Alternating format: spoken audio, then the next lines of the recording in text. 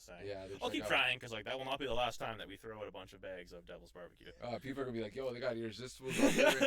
That band's shit, man. You want some chips? Go see fucking This Love Is Drone. Even if you don't like the music, man, they give out free chips. It's like a free meal. Welcome to our sound. Welcome to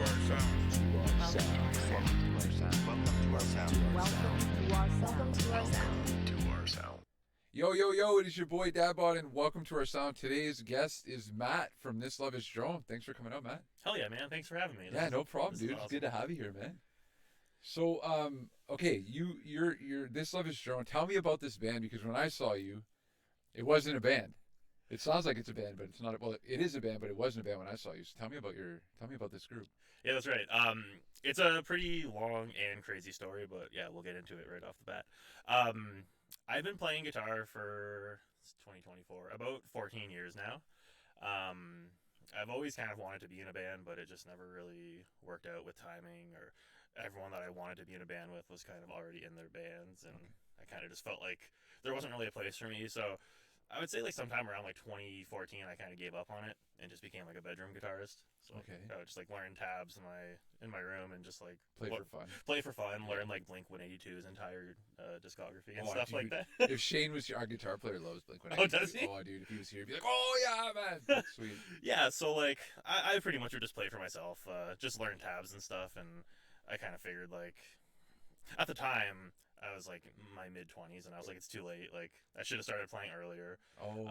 The reason I started playing late was I'm left-handed, so in my mind, like, you just can't have a guitar if you're left-handed. When I was a kid, anyways. Well, how young were you when you wanted to start? Like 10. No shit. Yeah, and I was just like, it's not possible. Like, it's easier now, like with credit cards and stuff, to just like buy one online. But when I was 10, I was like, I don't know how to do this. Yeah, man, we're gonna find one. Yeah, like I'd play on my friends sometimes upside down, but like you can only get so far. Yeah, it's hard, man, because all the chords are backwards. Everything's upside down. So like I could learn like songs that were on one string, so like Seven Nation Army all day on an upside down guitar. Of course, but, yeah. So yeah, like it just seemed like it was never gonna work, and I was like, it's too late now. Like if I don't have a friend group to jam with, like whatever. So I just kind of gave up on the idea of that. Just basically played guitar by myself. So how old were you when you started? 24, you said? No, my math is a bit off. I think I was 19 when I finally got my first guitar. Okay. Left-handed guitar. Okay.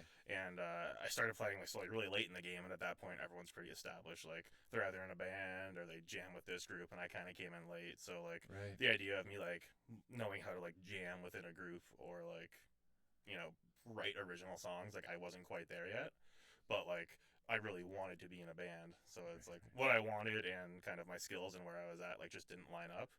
And I get discouraged really easily, so around that time I was like, okay, no, it's not going to happen. And instead of like practicing a lot and getting to that point, I just kind of gave up, and I was like, whatever, I'll just play Blink songs in my room forever, and like that'll be good enough. Oh. And I pretty much did that for like the next like 10 or so years. Okay. And then I had kids, and guitar just became like every couple of weeks I'll pick it up, and like if I'd hear like a song on the radio that like I really wanted to learn, like I'd be driving and I'd hear a riff and I'm like, oh, that'll be fun, I'll go play that. But I would just learn riffs from songs. Okay. And that was it. And like I was always pretty good at that, but like again, you get to like the solo of like a really hard song, you don't feel like learning it, and then you give up. So then it's like I spent the majority of my guitar playing career, we'll call it, knowing bits and parts of songs. Dude, I play the same way, bro. It's like, that was cool, okay, I'm over it, move on. And then sabotage myself again, because in our current house where we have kids, I put my guitar and my amps in an area of the house that I can't access at night when the kids are sleeping.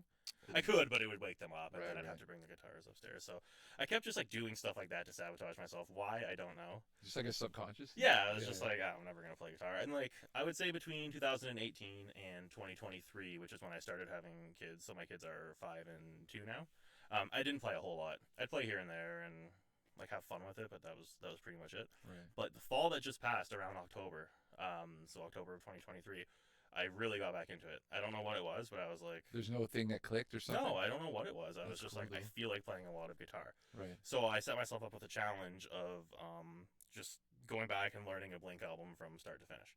So I started with Enema of the State, and I would just sit on my couch at night after the kids went to bed, and I would just learn track by track.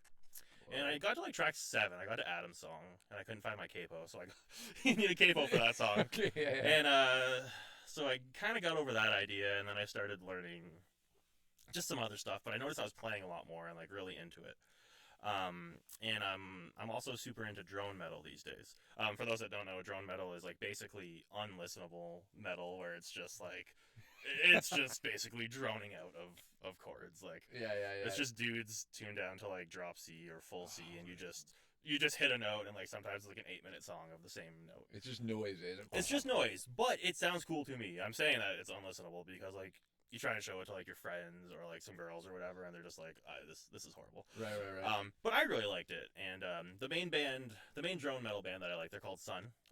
If you're looking for it, it's SUNNO with two end brackets. It's spelled really weird. It's Okay. named after like the old Sun amps. Okay, yeah. They're like what you'd consider the most popular drone metal band. And I started thinking like, I could do that.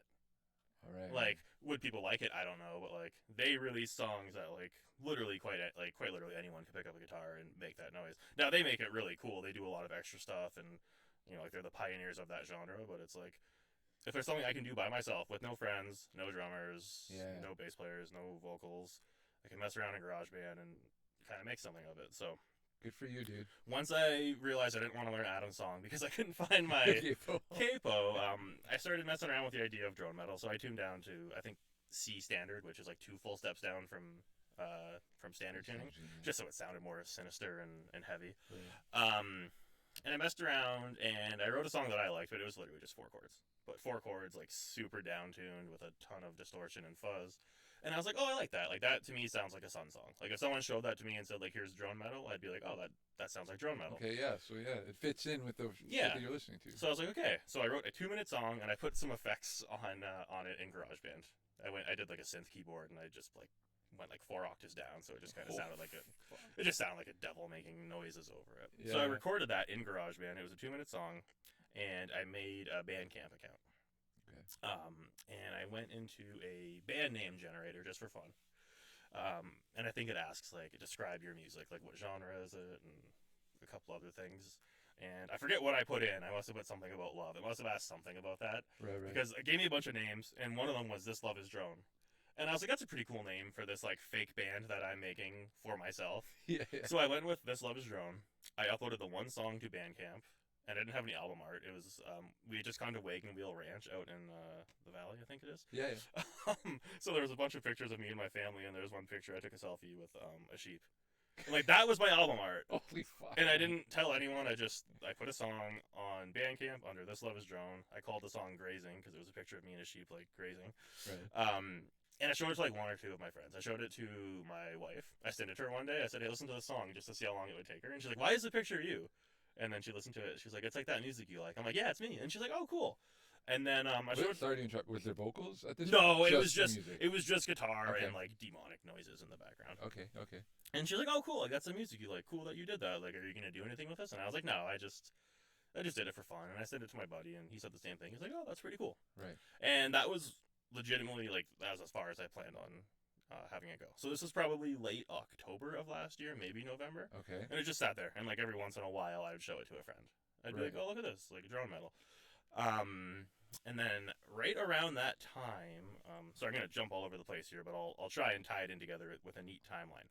I have a friend named Peter Van Helvoort. He is a lead singer and guitar player in a band called Teenage Kicks. They're from Toronto. They were pretty popular in like the 2010s. Okay. Broke up in like 2015, and then for a while there, let's say between 2015 and 2020, he was a guitar tech for the Glorious Sons. Oh, cool. So I feel like most people listening probably know who the Glorious Sons are. They're one of the more rock bands. Yeah. Canada. one of the more popular like Canadian rock bands. They have some pretty popular radio songs.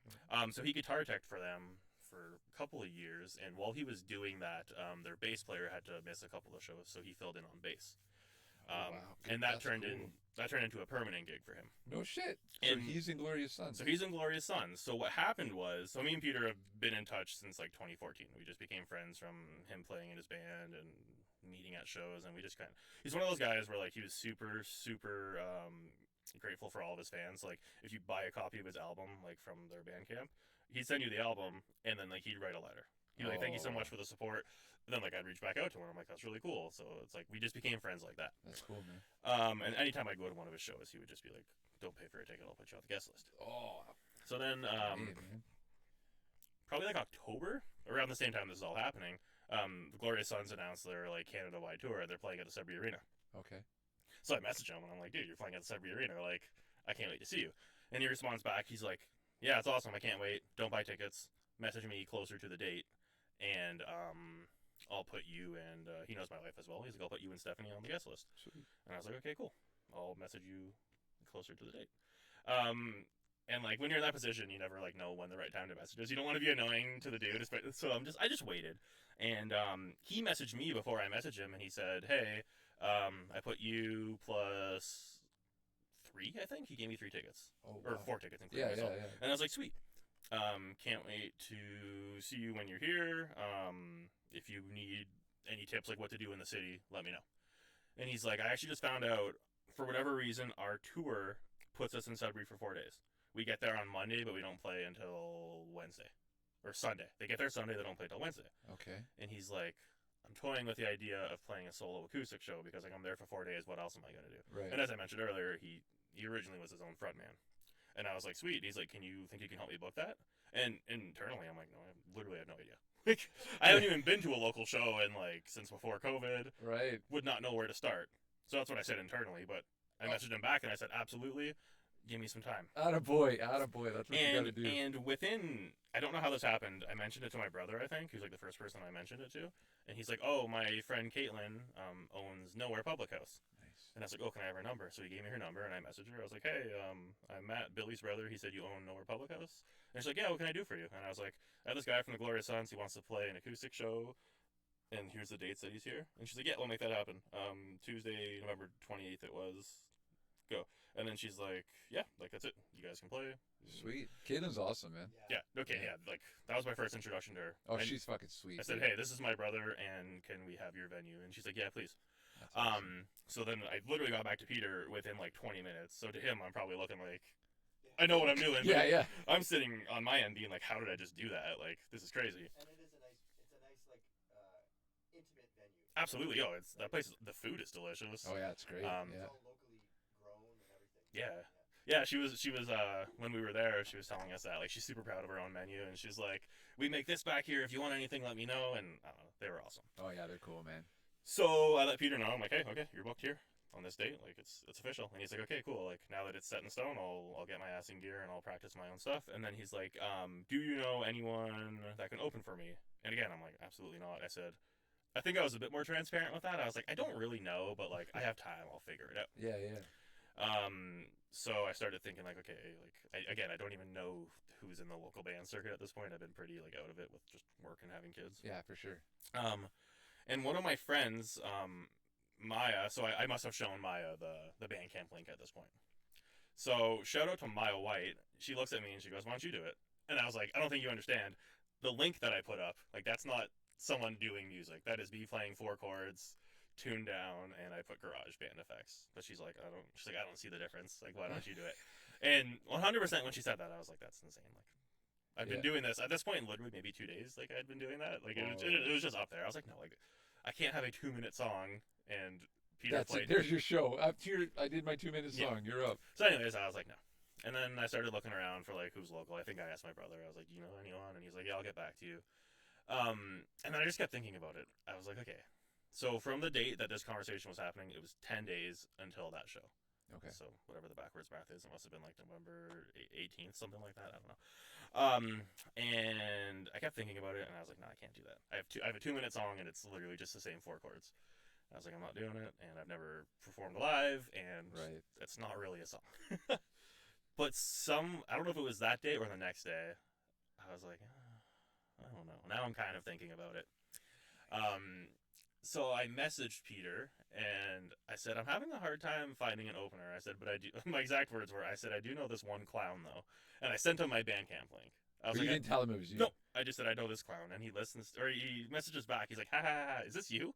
And I was like, yeah. I was like, then I explained to him the story of what it was. And he's like, I didn't even listen to it yet. He said, but I don't care. If you want to rock, let the man rock. Those were his exact words. Whoa. And I was like, oh man, like he's letting me do it. Maya You have to do put it, it out bro. there that I should do it. So it's like if Yeah. someone that has no idea how this works listened to it and was like, you should go do this, and Peter himself is like, I don't care. It's I was kind of like- like the universe is giving you a sign there, man. Exactly. Yeah. So I was like, okay, I got nothing to lose. I guess I will do this, but I have 10 days to make a set. Well, that's what I was gonna ask. Yeah. What So are you- I literally only had one song. It was 2 minutes. right, and then you had Blink 182 covers. Blink 182 covers, which were in a different tuning than Right. the song that I had written. That's right. Yeah. So I said, okay, I got 10 days. Let me figure something out. So I took that 2-minute song, and I made it 7 minutes, which is what which is what drone metal is. yeah, You know, you it can works. literally ring out the same notes for some of the songs are honest to God, like 45 minutes. Holy fuck! You That's throw- like Tool, but like Well, you go to an old rock show though and stuff, and that's how it was, right? Their 5-minute song ended up being 7 minutes, but they'd have their solo and everything was yeah, they would vibe they out. were vibing out. Yeah. Yeah. So it's, Yeah.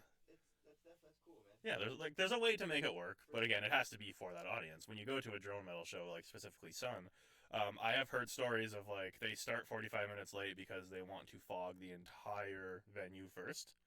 So it is filled with fog, so that's already messing with your senses. Right. And apparently, like their shows are like recorded as the loudest when it comes to decibels. Like you have to wear earplugs at their shows. Oh. They won't let you in. So like you know how like most venues will like search you or whatever.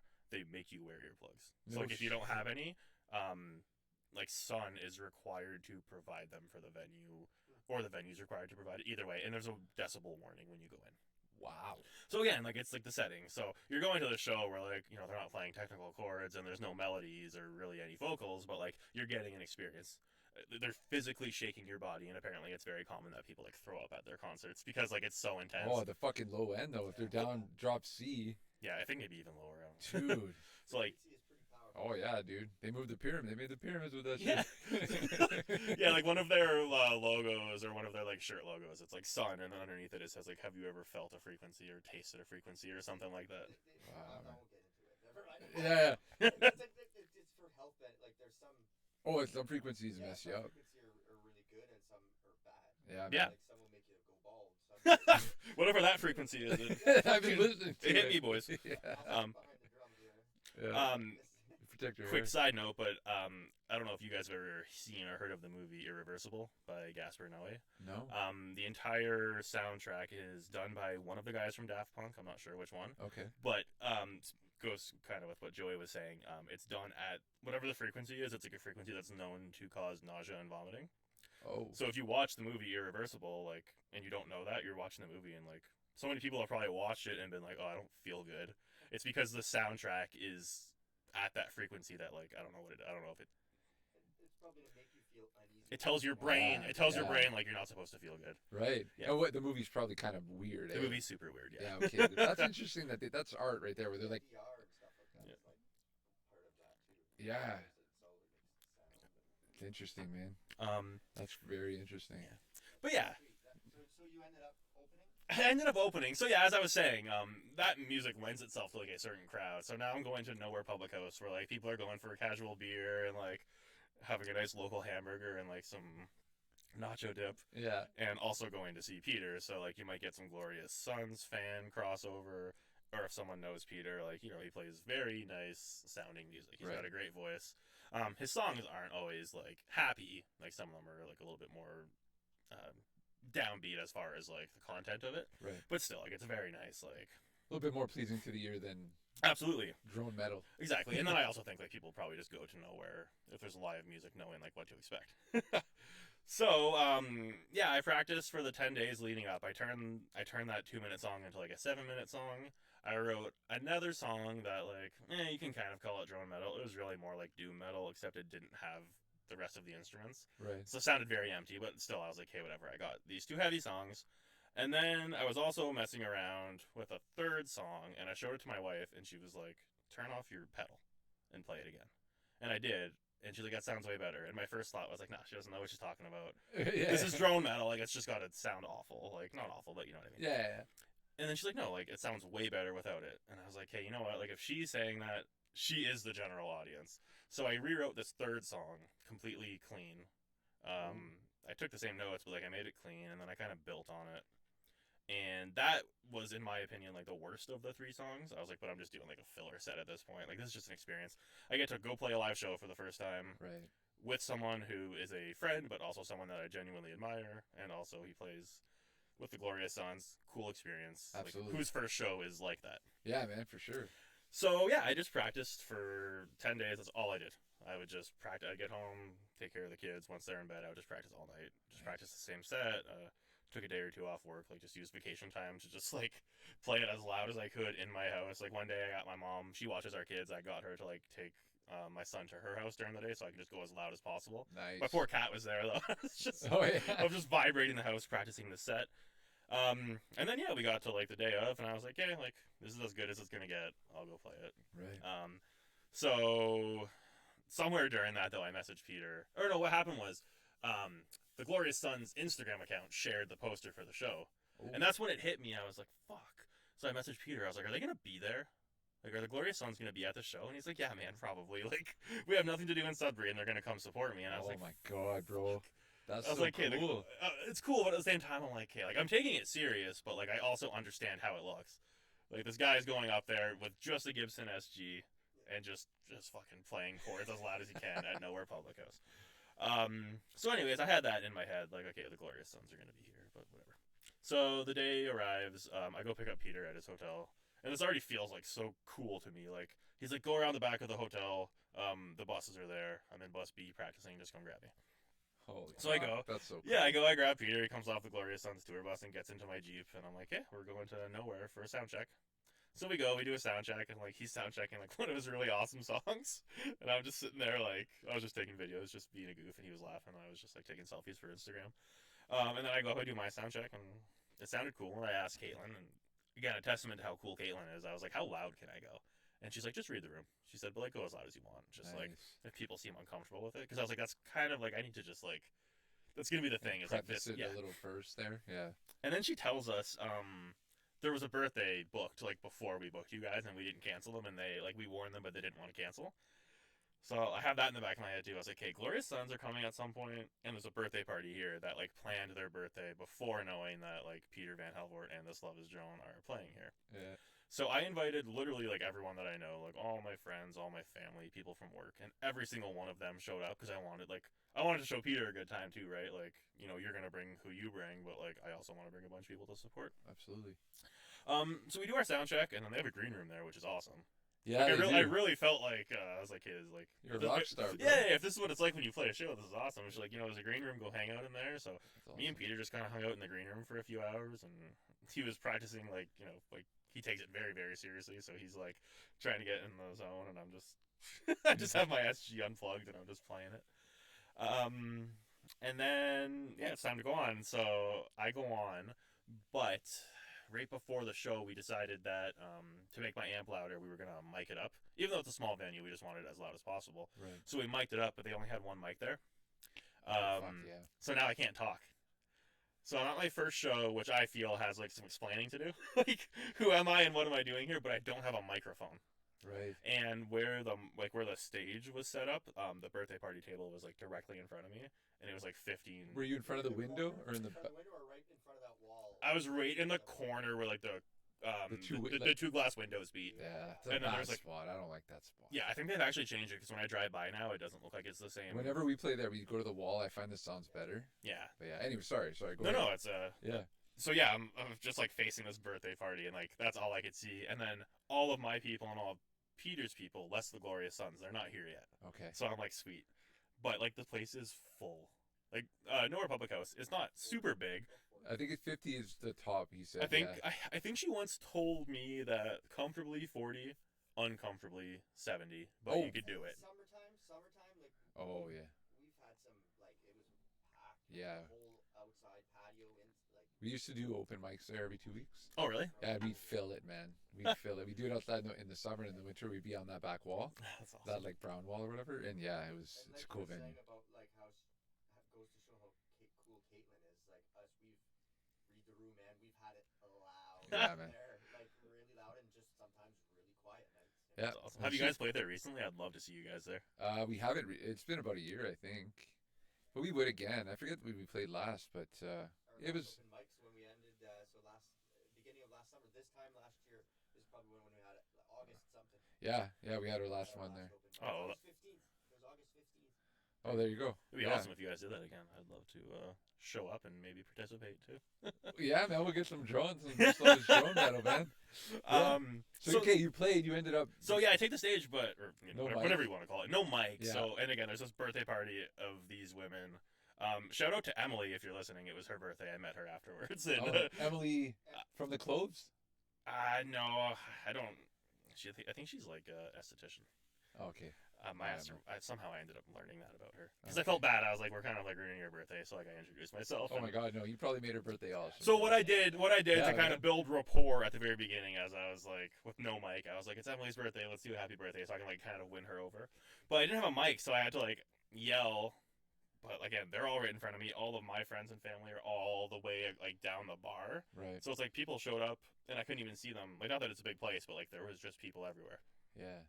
So yeah, I don't have a mic, so it's like in my mind a big part of it was going to be like, you know, telling the story that I'm telling you guys right now, at least in a condensed version, is like kind of entertaining. Like, hey, like I My literally first show. I started this project like 7 days ago, and this band name came from a band name generator, and like, let's fucking do it. Yeah, man. But I didn't really have a mic, and you know, when you're yelling, like trying to yell to a crowd, like there's only so much you could say because you can't animate your voice. It's just like, what's going on? Like, Yeah, so I gave a quick intro, and then I tried to play the 7-minute version of that song, but like I was just like. It was nerve wracking. I was playing for like the first time ever, and I was just like, I don't know, like I'll maybe like cut it at like 5 minutes. Oh yeah, yeah. But somewhere in there, my guitar cut out, and it wasn't like nothing came loose. I think it was just there were so many wires in there, like something just blew real quick. Right. So like right in the middle, like a huge chord just stopped. And it's funny. I have a video of it too. I watch it and I can see myself like I look calm on the outside, but inside I was like, fuck, like Yeah. like what is it? Is it did I step on something? Anyways, it came back in. I finished that song. And then in the middle, I played that song that I was mentioning that Your wife thought was. Yeah. Yeah. played that song, and then I closed with the other song, and like it went fine. I would say I was up for 10 minutes maximum, maybe 7, 8. Like I rushed through it pretty quick because like nerves, and I was like, okay, like Yeah, man. I was like, yeah, it's my first time. Like I did it.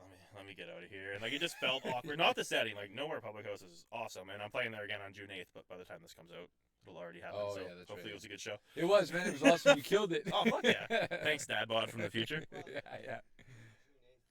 This is coming out on June 18th. Oh, it is. You already know it's coming out. Yeah, Yeah. well, it's because we're gonna line it up with his release. Oh, Yes, perfect. which we'll get to. Yeah, we're gonna get to that. Yeah. Yeah, so I played the set. Like, I think it went fine for what it was, but like in reality, like I wouldn't say it was a train wreck, but like it wasn't very good. But like I did exactly what I set out to do, and considering 11 days before this, none of it existed.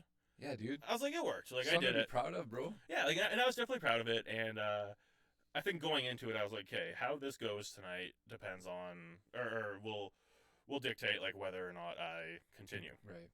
Let me backtrack just a few minutes. As I was literally hitting the last note of the last song, and I'm not exaggerating, like I was hitting the last droned out note, I look out the window and I see the entourage coming. The Glorious Sons were, I'm not even joking, they were walking in as I was hanging on to that last note. And Yeah. inside, I was like, "Fuck yeah!" Because I didn't know if they came in at any point. So I was like, "Hey, the Glorious Sons are just watching this absolute rookie up there, Yeah. just smashing his SG." So then they walked in right as I finished. Like I was literally putting my guitar down, and they walk in. I think they had multiple drinks because they all just come in. Like Brett, the lead singer, is the first one, and they're like, "Pete, Pete, Pete!" Like his whole entourage just comes in, and they're all just cheering on Pete. And I was like, "Thank fucking God, I missed Yeah. that." So yeah, I got to be there with them and watch the Glorious Sons, like in this really intimate setting, watch their bandmate perform, but they didn't have to watch me, and I didn't have to go through that. And one thing I forgot to mention was Caitlin reserved a table for them, and that table was literally touching my knee while I was playing. Oh, So like, yeah. had they been there, like I'm left-handed too, so every note I would have strummed, it would have like my elbow would have been hitting them. Yeah, you're like right on top of them. Yeah, so I'm glad that they showed up at the very end. So yeah, then I played that. Pete played, his set was great, and then that was it. And then I kind of took the night to think about it. I was like, yeah, that felt okay, but like in my head, like certain things were gonna go better, and like not having the microphone. It's your first gig, though. It was my first gig, but as I mentioned earlier, I get discouraged really easily. So I was like, I don't know how that went, but like Right. everyone told me it was cool. And then I would say like by the end of the next day, like when I got everyone's actual feedback, everybody, and like I mean everybody, said the exact same thing. We like the second song best. That's and that your was wife, just- the wife's. That was Yeah. the one that was completely clean. It was melodic, like it had structure to it, Right. and everyone's like, yeah. And like, I knew they weren't lying because every person said, we like the second song. They didn't know the name of it, but we like the second song. Yeah. People at work that came, they were like, yeah, I like the second song. So And like, they didn't say they know didn't right like the there, first man. song, but like, Yeah. Inside of those chords that you're playing, underneath all this distortion or all the effects, there's nice notes there that are making these drony sounds, Yeah. right? Yeah, that man. are almost Yeah. probably like hypnotizing, right? Like exactly, songs yeah. like that. So I can, yeah. Yeah. And So it- then, yeah. Makes sense, and man. having a mix too is kind of cool too. Having like some drony stuff. and then- Exactly. yeah. So I would say like within the next day or two, like with everyone saying that, I was like, shit, I gotta restructure the business model here. Like, not to say that I'm gonna sell out and just like everyone likes this, so I'm gonna ditch this idea. But I was like, okay, I tried to play a 9-minute version of a song that was probably stretched out at 2 minutes, and then I wrote this song that I thought was throwaway, but everyone was like, we like that song. Right. So I took a day or two to think about it, and then I kind of posted on social media. I said like, hey, I've decided after the show that like I'm actually gonna keep this thing going. Don't know exactly what the next steps are because I'm literally just a dude with a guitar and GarageBand, but like you guys seem to have fun. I had a lot of fun. It was cool that this worked out. I'm gonna record some music and have it out in the new year. Nice. But then I instantly went back and started working on that song more. This The clean one? yeah, the clean one. Yeah. It had like 5 different names up until this point. I recorded an intro for it, which was just like some clean arpeggiated chords, and I liked it. I was super happy with it, and it fit in with the rest of the song. And then I was at work the next day in like a meeting, and I started like thinking of a solo over it in my head, and like I actually wrote it in my head during a meeting, and I was like, that doesn't work like that. Like you can't just write a song in your head and it's gonna work. And I went home, and I'm not really a lead player. Like I can play riffs and stuff, but I went home and I played what I heard in my head, and like it actually worked. So I went in GarageBand, I recorded those. Was it a solo or was it? It was like a solo, yeah. melody? It was like a lead solo kind of Okay. thing. And so first I started playing it, I'm like, okay, that kind of works. And then I recorded the clean guitar into GarageBand, and then I recorded the solo over it. And I was like, holy shit, like that actually works. Sweet. So I sent it to a few people, and they're like, yeah, dude, like that rips. So then I attached that as like the beginning of the song that everyone liked. So now it was like a 4-minute song. And then I recorded that and released it on Bandcamp, and the song was called Haunter Chapters 1 through 3. Because the way that I was writing songs at that point, I would write what I thought were 3 different songs, and I'd realize that like no, like I'm writing a song in the exact same key with similar notes. I need to put this all together. So like there's been multiple songs that I thought I had 5 different riffs, and I was like, no, this is one song. I just have to find how it goes together. So the reason I called it Haunter 1 through 3 is like the intro was a song, the middle was a song, and the ending was a song. But I realized that like it's all taking place like Yeah. in the exact same part of the fretboard, like it's all a continuation. Yeah. So I took down the original drone song I had on there because I was like, yeah, I need to kind of like restructure and figure out what's going on. And I just had Haunter up there, and people were fine with it. Like again, like I know what it is. Like there's no full band with it, but like it's basically a demo. But I'm like, this is what I'm doing. Yeah, that's where I'm at right now. This is where I'm at. Yeah. This is where it's it's gonna get bigger than this hopefully eventually. But like this is what I think represents what I'm doing now. Yeah. So I wasn't like moving away from the drone metal thing completely, but I was like, if I'm gonna play a show where I'm gonna play one song and people are gonna be like, meh, and the next song everyone's like, yeah, that's really cool, I should probably like that's probably where I should be kind of focusing my writing on. Right. Right. So that came out like mid-November, maybe. No, sorry, December. That came out mid-December. I'd say like within 15 days of the show at Nowhere House, I recorded and released that song Wow. because I really felt like if I don't post anything or I don't like have anything on social media for like months, people like it'd be very easy to forget about the guy that played one show. So I was like, okay, I'm gonna put just as much effort into like social media because I really like social media. I know it's bad for us and whatnot, but like It's love-hate, man. I'll tell you. yeah, I don't know if used Yeah. correctly. If you're trying to do something like what we're all doing To it's- grow, 100%. Exactly, like, 100%. Yeah. I have a lot of fun with it. So yeah, like I kind of kept myself active on social media, but wasn't really sure what to do with it. And I'd say like over Christmas holidays, I started writing some more riffs. And again, I did that thing where I wrote like 3 different riffs, and I thought I had 3 different songs. Yeah. And I started turning that into a song. So we're probably in like January now, and I wasn't sure what to do. And around this time, I'm sure myself and the boys in dadbOdd were doing the same thing, which was applying to Nuit Blanche. Yeah. I don't know how I saw it, but just starting to be in the local music Instagram circle, I saw Nuit Blanche pop up. And I was like, oh, I would never in a million years be able to play that, but they're taking submissions. So I'm gonna submit. So I submitted Let's do it. Haunter. Literally, that's all I had. I submitted my Bandcamp at Haunter, or my Bandcamp to them with Haunter on it, and I think they asked for a bit of information. So I just said like who I am. I said I played, and I was very modest. I said, here's my one song. I played Nowhere House in November to I think I said like a modest reception. I was like, no, fairly warm reception is We what I should said. have been like the fucking Glorious Sons were there, bro. No. I didn't even plug them. I said I played to like a fairly warm reception. Like it went well, and I'd like to do it again.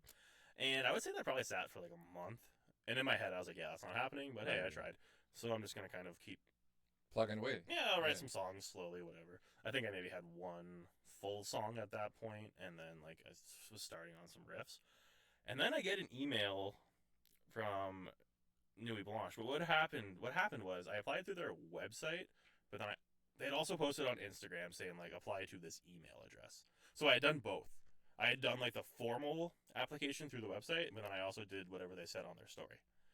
And the person I emailed responded back, and they were like, "We're really interested in having you play. Can you please fill out the website form?"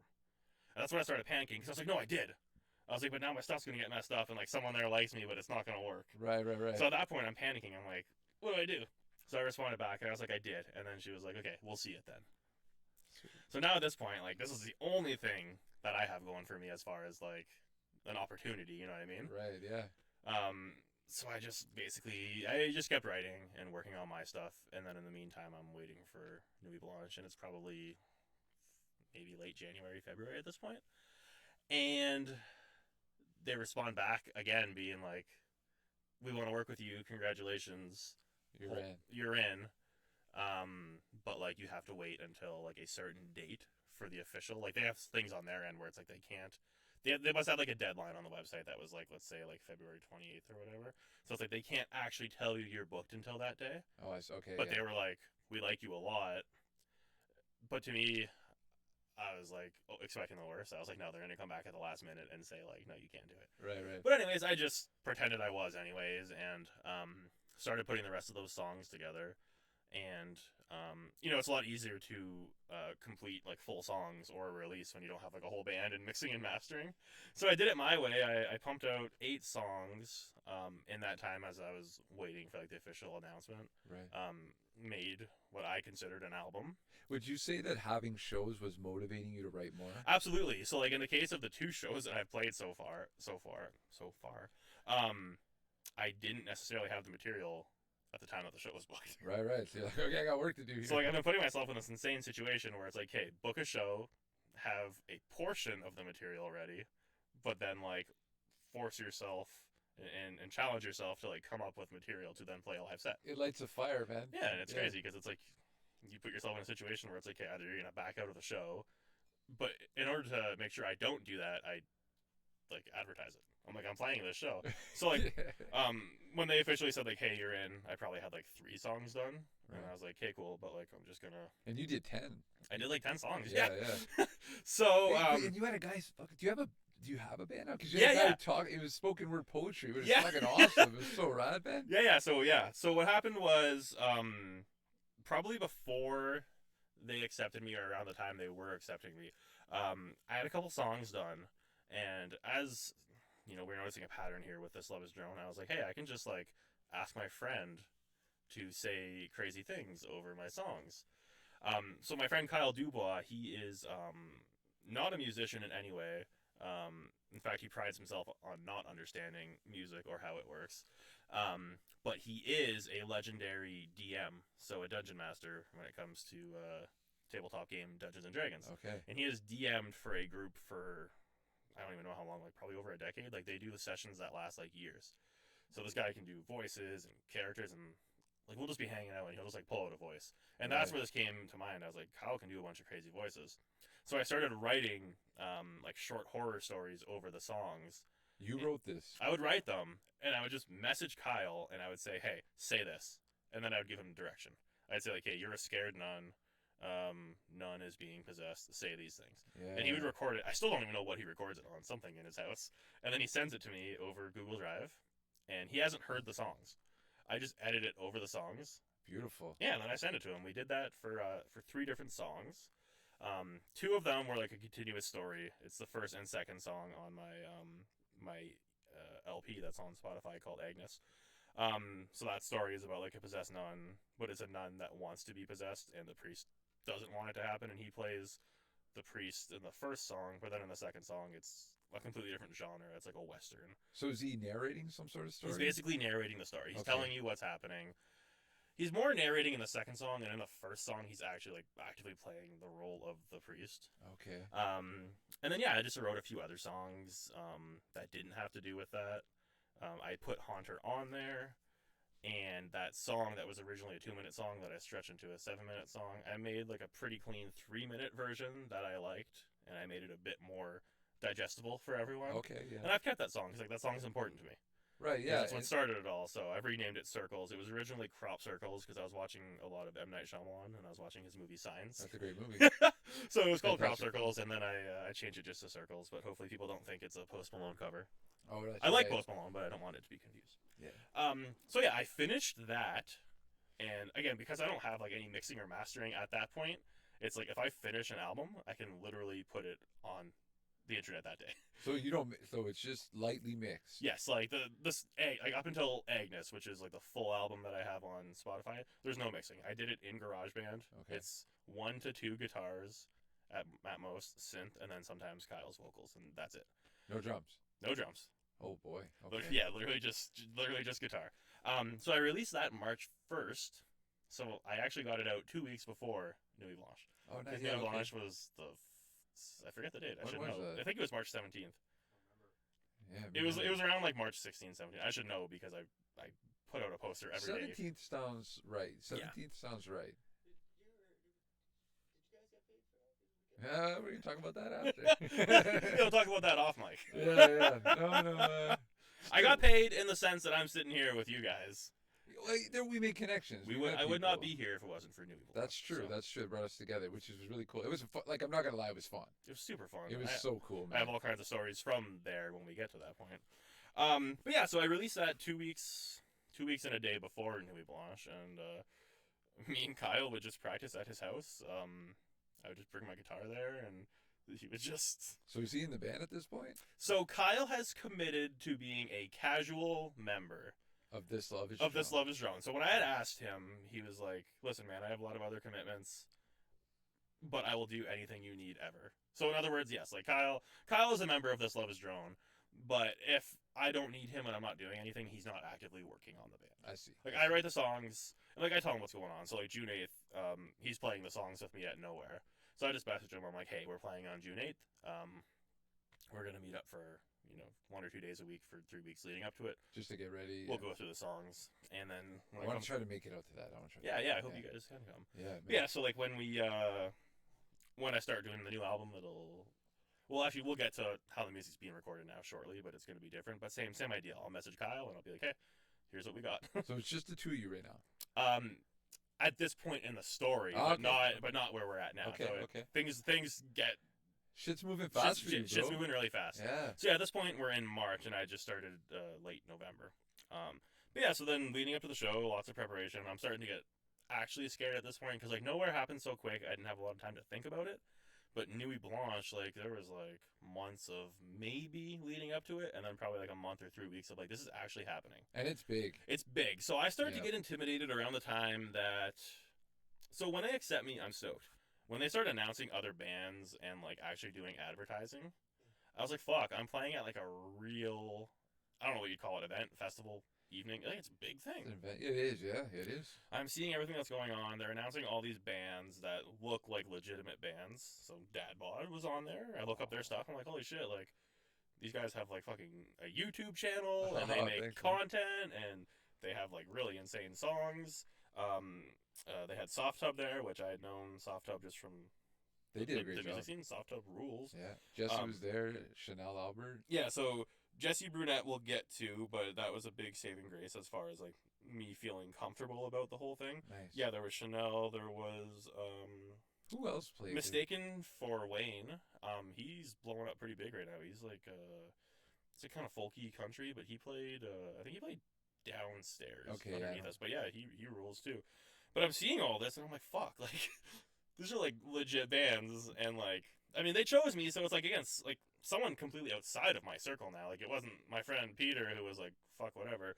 These were people that were like, hey, like we're getting tons of submissions. We like this guy. Yeah, man. And like I was talking to the girls, and I'm sure there was guys too, but I was only talking to a couple of the girls, and they were like, no, like your shit was super different. And I was like, cool, like I that is what my approach is. So Right, like yeah. let's do this. But yeah, I started getting pretty nervous, and I was like, fuck, like this is weird. So me and Kyle were prepping, and I felt pretty good. Like we both felt pretty good, and I checked with Kyle because again, Kyle has nothing to do with any of this, except for the fact that I pulled him into it. Right, right. I was like, "You sure you're good? Like we're gonna go play a show." Like, and he's like, "Yeah, no, let's do it. Like I'll do anything for you," type thing. Fucking A, man. So somewhere during that as well, I made shirts. So I just like I'm nonstop pumping shit out at this point. I made an album because I was playing the show, and then I did a run of 30 shirts through Jen Hurd. She's local in Sudbury. Jen Hurd Silk Screens on Instagram. She'll do shirts for you really quick. You get Sweet. to pick. You get to pick like any material you want. Nice, man. Yeah, Silk Screen. She does it all herself. Jen Hurd. We got. She plays in some local bands. She used to play in a band called Lenorm around like 2014. They were awesome. I'm sure whatever she's doing now is awesome too. I forget the name. Sorry, but Yeah, we're gonna look into her. yeah, but so that part was nice too. So like at that point in this, it's like okay, I'm doing enough stuff now that I'm able to reach out to like people that I either admire or just like know are in the scene. So it's like okay, I can get someone in Sudbury that plays in bands and also does T-shirts to do my shirt. Yeah, man. For So sure. like you're doing networking, you're also helping people out, and then I got merch out of it. So yeah, I made shirts for the show. But then we found out like a week before the show that it was semi-formal. Yeah. So I was like, yeah, I just sold all these shirts to all my friends, telling them like we're all gonna show up wearing the shirts, and now it's like unless you can find a way to add it into your outfit, That's right. It was. it's not necessarily gonna work. Kind of fucks you there. Yeah. Yeah. So It's yeah. a good shirt, by the way. It's really sweet. Oh, thanks, man. Yeah, man. I like on the back where the egg Yeah. all the way down. Is that picking up on the camera? Yeah. Hell yeah. There's not Sweet. enough, so you can't have any, but. Ah. Well, I have one 2XL left. If anyone here could. That's a little big for me. Yeah. But I would like one. If you make more, let me know. Oh, I'll definitely make one. Sweet. Oh, I'm super stoked to work with Jen again. Sweet. But yeah, so then the show comes up. I don't think much else happens in between like the practice and the show, but get there. Well, you said Jesse kind of got you. You were nervous. Oh and- yeah, hold on, I am skipping a bunch. Sorry, it's hard when so much happens in like 3 months. Yeah. Somewhere in there, a local band called Bandero and Mars releases their 5th album, Taller Than Children. There's 3 guys in that band: Nick Darrow, Shane Sank Mars, and Marty Guimond. I've known Marty and Shane for a long time. They're good friends of my brothers, and they've been playing in bands in Sudbury for like probably 2 decades now. Wow. They also have a band called Magic Pelvis. But they released their album, and they released T-shirts too. So I had bought a shirt, and Nick, the one guy in the band that I didn't really know, was delivering the shirts. He delivered it to my house, and I actually didn't get to meet him because it was my son's birthday party. And I was like downstairs with the kids, and when he showed up, I wasn't there. So like my mom took the shirt, I think. Yeah. But my brother Billy did vocals on one of the songs. So I was like talking to my brother about it. I'm like, oh, that's cool. Like, where'd you go to record it? And he said, oh, they do it all at Marty's. Like, they record everything in Marty's basement, and Nick does all the mixing and mastering. And I was pretty sure I was talking to Nick. I wasn't positive because it was like through their band account. And I was like, okay, so this is Nick. Like, my brother said that you do all the mixing and mastering. And I said, like, I was talking to him through my band account. And I was like, I'm looking to like kind of do some more like serious stuff. Like, would you be able to like give me some tips, or like would you be interested in recording? And this guy who's never met me, he sold me a T-shirt, and I guess knows that I'm his friend's brother.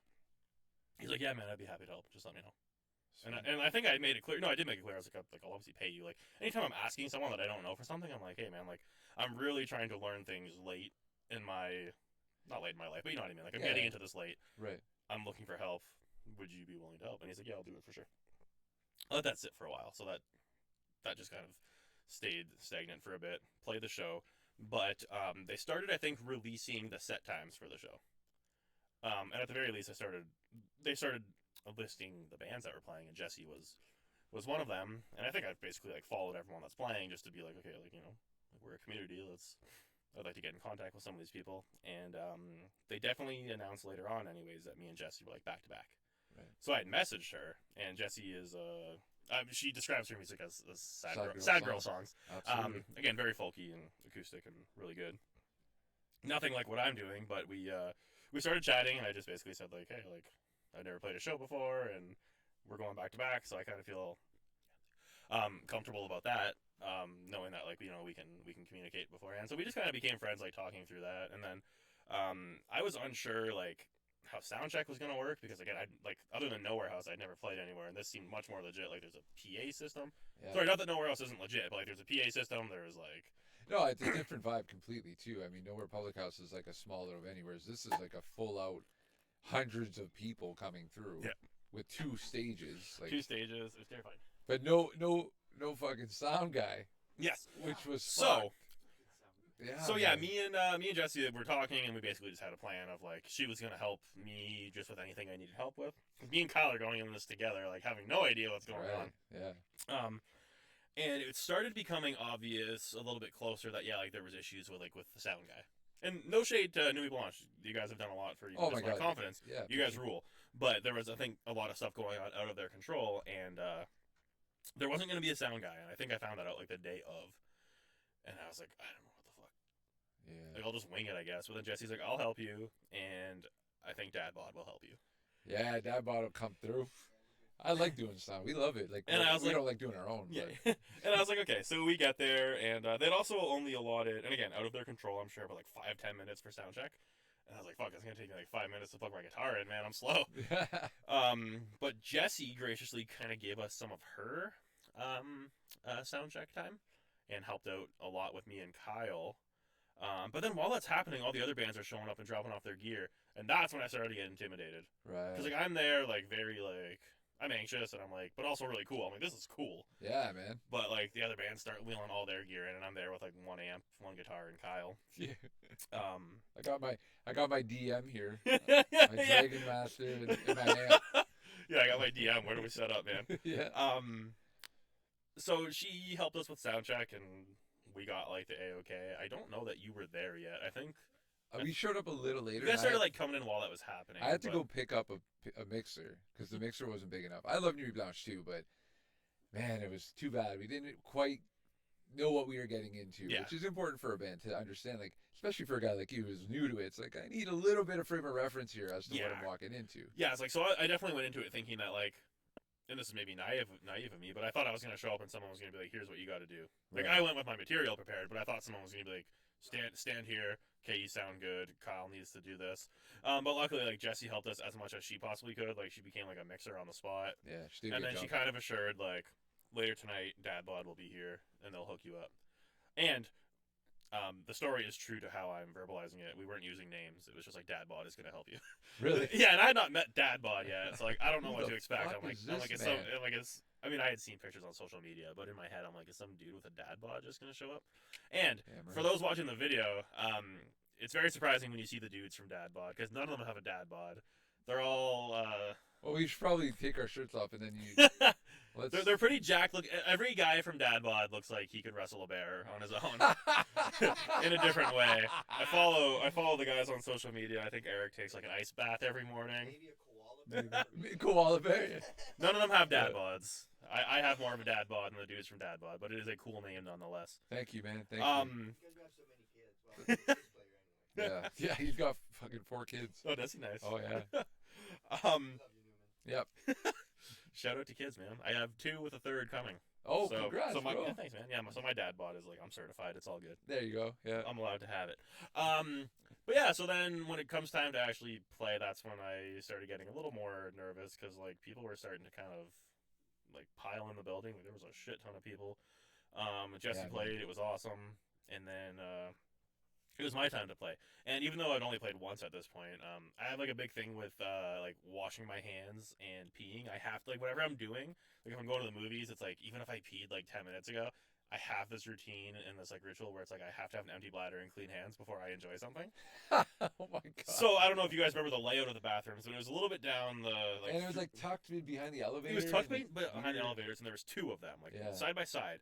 But the one further away, the soap didn't work, but the toilet worked, and then the other one, the toilet and soap worked. So, and I established this because I had gone for a couple peas. I was having some of the delicious whiskey sours provided by the Alibi Room. So I gone like 2 or 3 times, and I knew the system. It's like if you can't get into that bathroom. You can come wash your hands there after you pee in the other one. So right before my set, like Jesse's playing her last song, I go to do it, and there's a guy in there, and he comes out right before I go in to wash my hands. So I peed in the other one, and I'm gonna go wash my hands in the other one because you can't wash your hands in that one. The Yeah. soap's not working. And this dude comes out, and he looked kind of like something was suspicious about him. Like he didn't look like he was there to like enjoy the event. Right. Like he looked like he was like maybe a contractor or something. Like he kind of came out real shady and just like went right for the stairs. And I walked in and I was instantly hit with a wall of just stink. And I was like, oh whatever, like it's a bathroom, that's what it's there for, right? Yeah. But I was like, hey, I don't want to be smelling this. I want to wash my hands and get out. But then I look at the toilet and like the actual toilet seat had like a perfect, basically like a skid mark. Like it looked like he had like taken a dump on the back of the toilet seat and then kind of like slid forward like a snail. Oh So yeah, my so this is like God. the last thing I see before I play my What set. the fuck? I'm looking at that while washing my hands and smelling it. It's like I'm getting the visual and the scent, and I'm like, hey, I gotta like focus on my set. I'm all nervous now. I'm looking at this like insane crime scene left behind by this guy. What the fuck? So yeah, man? there's a little behind the scenes of my set. I went up to go play my first big show, and I'm just like, man, I don't know what just happened in there and how that guy missed. He wasn't big or anything either. Like I don't know if he just gets off on just leaving a little, Gotta leave your mark. yeah. All the good ones leave their mark. Yeah. man. Just leaving a little snail trail at New Eve Launch for me to see before I play my I set. am having a hard time peeing in public. Some people can't even shit in the toilet right Yeah. Yeah. Yeah, yeah. now. Take a poo. Like, fuck, I'm not gonna shit in the toilet. I'm going right on the seat. Yeah. Fuck it. Jesus. High bladders, man. This guy's doing shit everywhere. Yeah. So then in the end, like, was it worth it to get my hands clean before the set? I don't know. I went It's a through- cool story. It's a cool, makes for a cool story. Yeah. And then I went out, played my set, and it felt pretty good. Like I opened with my 2 songs with Kyle, just to kind of show, like, for everyone that has seen This Love Is Drone before, like, this is the next phase already. Like I played the first show solo, now I have Kyle. We have some narrative storytelling. We've kind of Yeah, it dropped. was really interesting. Man. We've I kind of enjoyed it. dropped the drone metal. Still a bit weird. It's just one guitar and a dude, but like now No, there's it's very unique, bro. yeah. It's interesting. you, man. Yeah. But it's like, and that's what I was trying to go for. Like, for everything that I'm lacking at that time, it's like, okay, I'm gonna make it more interesting by like, here's my friend up here, like telling spooky stories. You're doing something different that no one else is doing. So when it comes to like people showing up, they're just like, "What is this? This is Yeah. cool. It's not what I'm normally used to." You know? So, open with the 2 songs that feature Kyle, and then he kind of goes back with the audience, and then I went through like 5 of my other songs. Had a blast playing them, and what was really getting to me was like, I'm still not super comfortable up on stage as far as like I don't know what to do a lot of the time other than be playing the music. Right. So I tend not to look up too much, but I would every once in a while just to see what's going on. And what really started getting me was like every time I look up, it would probably be like in between a song. I wouldn't recognize anybody. Like I was like, there's a lot of people here, but like it's not My people. my friends or my family. Like there's just like a dude there wearing a suit, or there's just like someone and their kid, or there's just like an older couple. Yeah, man. And then like I didn't know this until the end, but my friends were like kind of looking around for me. They said the balcony was full and like people were just watching, and like in videos that my friends took, you could see people that I don't know like taking videos. Yeah, dude, that was a cool part about Nuit Blanche is you had people just kind of passing through but being exposed to you. Yeah. Where they're like, "Oh, what's this? And who's this?" And now like all these people are seeing your name and hearing you play. Yeah, it was super strange and cool. Like Yeah, man. I would just look up and I'm like, there's a ton of people and I can't see any of my crew. Like they're just buried behind people that heard what I was doing and Yeah. showed up. Yeah. And then yeah, we finished the show and felt really good about it, and I was pretty stoked afterwards. Honestly, we had to get out of there pretty quick, so I missed the majority of you guys playing. But Yeah. I was bummed about that. Yeah, the only way I could get my gear out of there is if I left like right away. Oh, I see. But no, it was cool, and we ended it by one of our songs that me and Kyle wrote is about this bag of potato chips here. Selection's good. Bro. The Devil's Barbecue. I had bought this bag of chips at some point while I was writing the album, and I thought it was a really, really cool name, The Devil's Barbecue. It is, yeah. So originally I had these lyrics written out, and like, I don't know if you'd say they were cheesy, but they were definitely very like dark. Like, I like tried to like write this like really dark, deep song about like what would be happening at a Devil's Barbecue. Okay, yeah. And I was like, I don't know if I like that, but I bet if Kyle says it, it would be cool. But I wasn't sure, so this was the first time I called Kyle up and I was like, hey, let's write a song together. So I brought a couple bags of Devil's Barbecue to Kyle's house, and we ate them and brainstormed. I had the riff written already, Right. and so what we actually did was we just wrote a song based off of like all the facts on the bag. Oh, that's smart. So like bro. the lyrics for the Devil's Barbecue are hot, thick, irresistible, 1/3 thicker. Oh. He gets into the ingredients at one point, and I think it's a really cool and funny song. And I don't know if you guys were there for the whole set, but Oh, yeah, you're I like, yeah, New Blanche, yeah. yeah, I bought $50.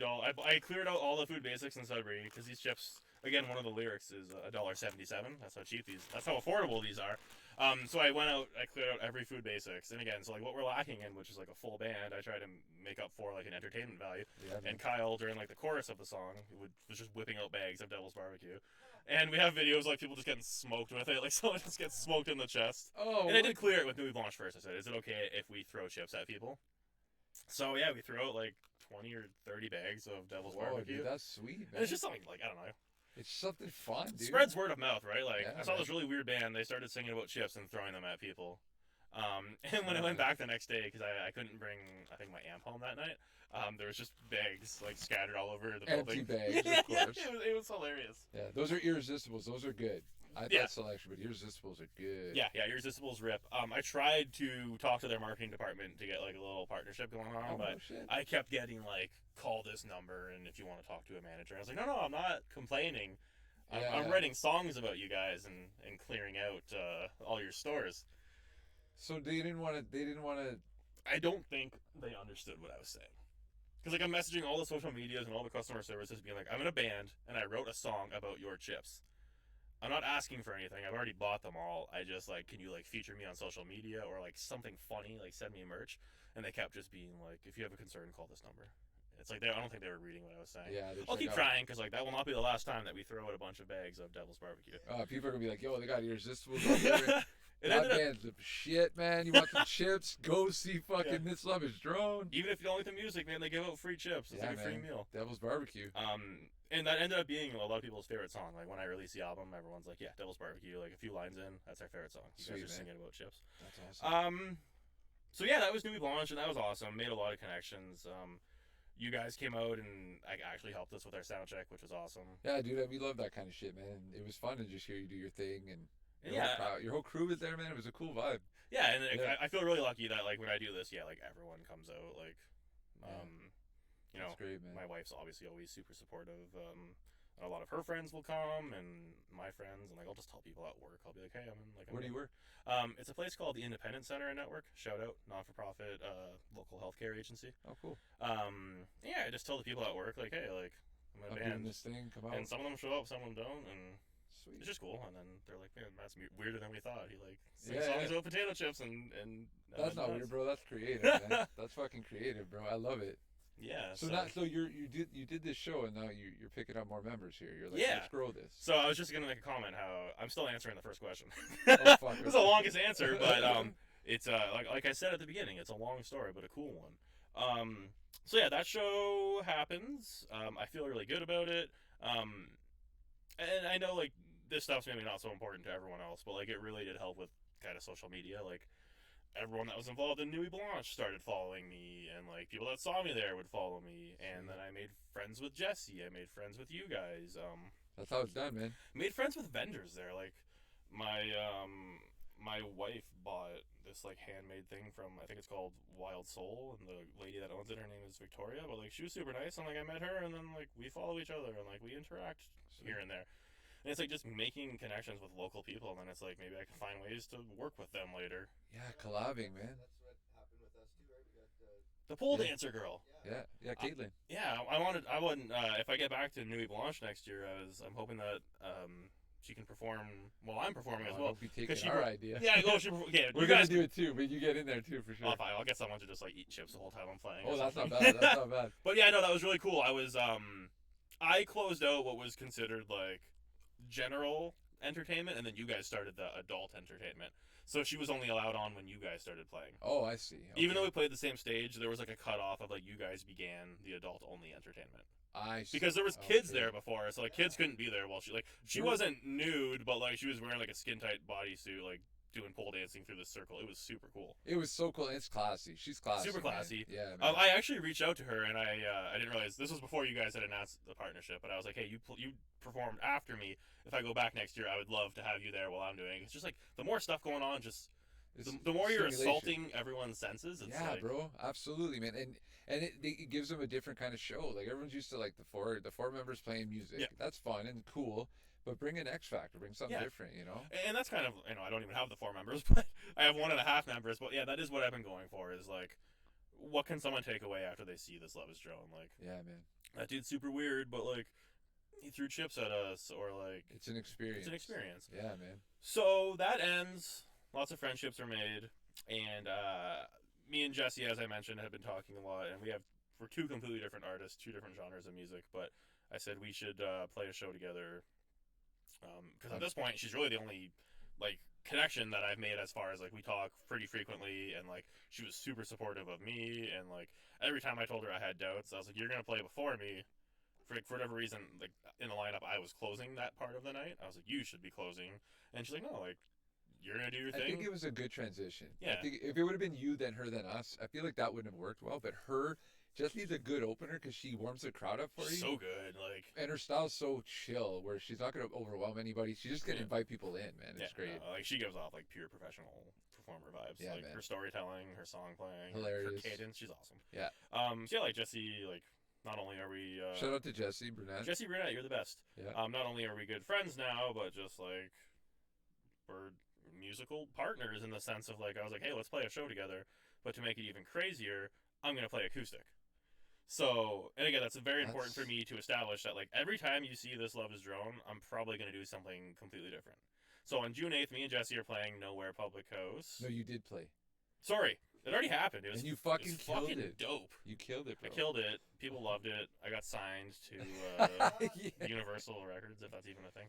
So you but yeah. played, but that's your last solo show, I hear. That's right. That was your last solo. Yes. So, it already happened, but me and Jesse planned to play June 8th at Nowhere Public House, and I said, I'm going to try something different. I've already done the warm-up beginner show, and then I played a bit more of an established show, again, just me and Kyle on electric guitar. I said, let me try acoustic now. I can translate all the songs to acoustic. I don't by any means think that my songs are great when it comes to structure or songwriting, but they're fun and I like them. And I've heard many times that like a good song can be determined by does it translate to acoustic well. Right. Okay. So like if you can take any song and turn it into acoustic, you have something going there. So I kind of challenged myself. Like some of them, it's basically the same thing, just on acoustic. But other ones, it's like, can I completely restructure the song so that it fits an acoustic vibe? Right. And so I've been working on that. It all works. We'll see how well it works with an audience. But like I've been messing around with it at my house, and I did my first like full rehearsal last night, and Oh, nice. it went well. I'm happy with it. I think it'll be different, and it's gonna be a Saturday night at Nowhere Public House, so everyone will be drinking and having a good Oh, time. yeah. And It'll be a cool experience. so man. Jesse's gonna play first and do like an actual incredible set, and then I'm gonna go up and have fun with Kyle and Sweet. play my songs. And if all goes well, I guess we'll know already, but me and Jesse are possibly doing a duet. I'm not singing, she is, but we're gonna do a song where Nice. we both play acoustic and she sings. And I've already made it public that that will be the last solo show because as I mentioned earlier, Nick from Bandero and Mars said that he'd be happy to record something for me. But if you've been paying attention, the problem is it's just me. I don't have anything else. Yeah. But during the rehearsals for Nuit Blanche, I wrote 2 more songs, and there was a song that I didn't record for my album because I couldn't figure out a way to record it. But it was my wife who encouraged me when she heard that it wasn't on the album. She's like, "Why isn't that song on the album? It's my favorite song." And I said, "Oh, like I don't know. I couldn't get it to work. It wasn't working for me." But I said I'll keep that one like in my back pocket and I'll figure out what to do with it. So the 2 songs that I wrote during rehearsals and the one that I had cut from the album, I had those ones in my like I haven't recorded them yet, but like I have 3 other songs that Like on the exist. shelf. Kind of. On the shelf, Yeah. basically. So I knew that I had Nick that would record and mix and master, and he also agreed to play bass. So now I'm missing drums. So I reached out to Marty, who's the drummer of Bandero and Mars, and a good friend of my brother's and someone I've known for a while. And I said, "Hey man, I have these songs pre-written. Any chance you'd throw down drums, I'd be happy to pay." And he was like, "Yeah, absolutely. I'm super busy though, so just give me some dates ahead of time." And then there's also Shane that plays guitar and synth and bass in that band. So I reached out to Shane. And I said, hey man, the other two guys are in. Do you want to come do synth? Right. And he was like, yep. So now I had them all down. We're probably early April at this point, Okay. so a little bit after Nuit Blanche. And again, like just moving fast. Everything that I can think of, I try and get it actually happening. And some things are working, some things aren't. But these guys all say, yeah, like we'll do your EP for you. So Sweet. at this point, I'm like, hey, I want to record a song or two or three. We'll call it an EP. And they all agreed. But it was just about lining up everyone's schedules. Everyone has different jobs, and they all play in their own band and stuff. Yeah. But like one by one, I would get their availability. So Nick or whatever was available on these days, and Shane, his days off were these 2 days. So then I narrowed it down to like, okay, these two have like the hardest schedule to work around, and then Marty's more just like he needs notice. So I came up with 2 dates. I think it was like April 14th, 15th, and everyone agreed. Okay, April 14th, 15th, we're all gonna go to Marty's house. We're gonna record these three songs, Yeah. full band, and then we're gonna have an EP. And I was like, okay, like this is crazy. Again, it's like another thing that like I just came up with an idea and it's happening, and I've somehow got now at this point I've gotten actual musicians involved. Right. So I sent them like demos of just like me playing guitar. I don't even know that they listened to them beforehand. I know they were originally supposed to, but I think like everyone just got busy. And we showed up there, and the majority of the time was just getting the drums down, like Marty learning my songs, because surprise, surprise, when you like write songs by yourself, you don't necessarily take timing and song structure into consideration. So there's certain songs where it's like there'd be a verse, and like on the third bar of the verse, I play like 2 notes longer than the rest of them. But rather than me restructuring the songs, they're like, no, like let's make this like weird and awkward. Yeah, like, we'll just do it. yeah. So like there are songs where it's like the third, like there's 4 bars in the verse or whatever. The third one I go like 4 notes longer because like it sounded fine when I played it alone. Right. Yeah. But like when the drummer's trying to keep up, like what the fuck is this guy doing? But luckily, Shane seemed to really get my music and like understand it quick. So every time like if there was trouble with communication, Shane would be like Shane could get on my level, but also like he knows Marty so well for Like playing. translating. Yeah, so like Shane would be like, yeah, he is playing too long and it's awkward, but if you do this, it's gonna work, and I think it's gonna be for the better. Or like because I went in with ideas of like how I wanted the band to sound. Were you intimidated to be? Absolutely. With this band? Oh my Yeah. god, I was shitting my fucking pants. No kidding, because they're established. They're a band. They're super established. They're an amazing band. And I show up there and they're just like willing to do this thing for me, and I now have to like stand before them with the songs that I'm giving the impression that I'm like, yeah, I think that this is good enough to go to tape. Right. And I'm also being like, hey, I want the drums to sound like ringa ginga. Yeah. So it's like I'm just basically explaining like, hey, here's what I want, and like I'm like I don't really know terminology very well. Like I just kind of know what I'm doing on my guitar. Right. But Shane was super helpful as far as like if I had an idea, even if he could tell that I had an idea and I wasn't like expressing it, he's like, I think Matt wants this. And I was like, yeah, I do. Like that's exactly what I want. Sweet. Yeah. And then the first day we basically just got through like, hey, we could jam the songs. And then the second day we recorded, which again I'm intimidated. I've never done this before, but I felt a bit more comfortable. We had just done like 5 everything live off the floor. Yeah. Yeah. Okay. Absolutely. We're recording to Cakewalk. The app was Yeah, it's free. Yeah, it's free, awesome. and Nick's super good at it. So Nice. yeah, we started recording the EP, and we did the first 2 songs, and at that point I felt guilty that I was getting this band to do this with me. And in my head, I was like, I'm not even going to bring up the third song. I started feeling like really self-conscious. Okay. I was like, I don't think the third song is like worthy of this. I don't really want to bring it up. And then we were having a bit of trouble on one part, so Nick was like, let's move on to the third song. Like, let's see how that's going. So that was when I was either going to be like, no, I changed my mind, or just go for it. Yeah. And I started playing it. And Nick hadn't said much the entire time as far as like what he thought about the music, and I know that's not important. Like he's there to do the job that he agreed to do. Right. It doesn't matter if he likes my music or not. But like he didn't really give feedback as far as like, oh, I like the song or I don't like the song. He was very clear as like, okay, this is doom metal now. So at this point, this Love Is Drone has like completely evolved into doom metal. The drone is completely gone. I'm going for a more doomier approach, like stoner rock doom. Yeah, but you know what? The name is sweet. I'm keeping the name. For sure, dude. But so Nick's like, okay, let's hear this third song, and I started playing it. And Nick looks up at me. He's like kind of bent down over the computer, and he looks up and he's like, yo, this song's fucking sick. He's like, holy shit. He's like, this. He's like, this song fucking rules. The one you didn't want to The play. one that I didn't want to play, and it's the one that my wife said was her favorite. And again, so there's a recurring theme here. Stephanie Gridley seems to have the best opinions when it comes to my music. So I named the song after her.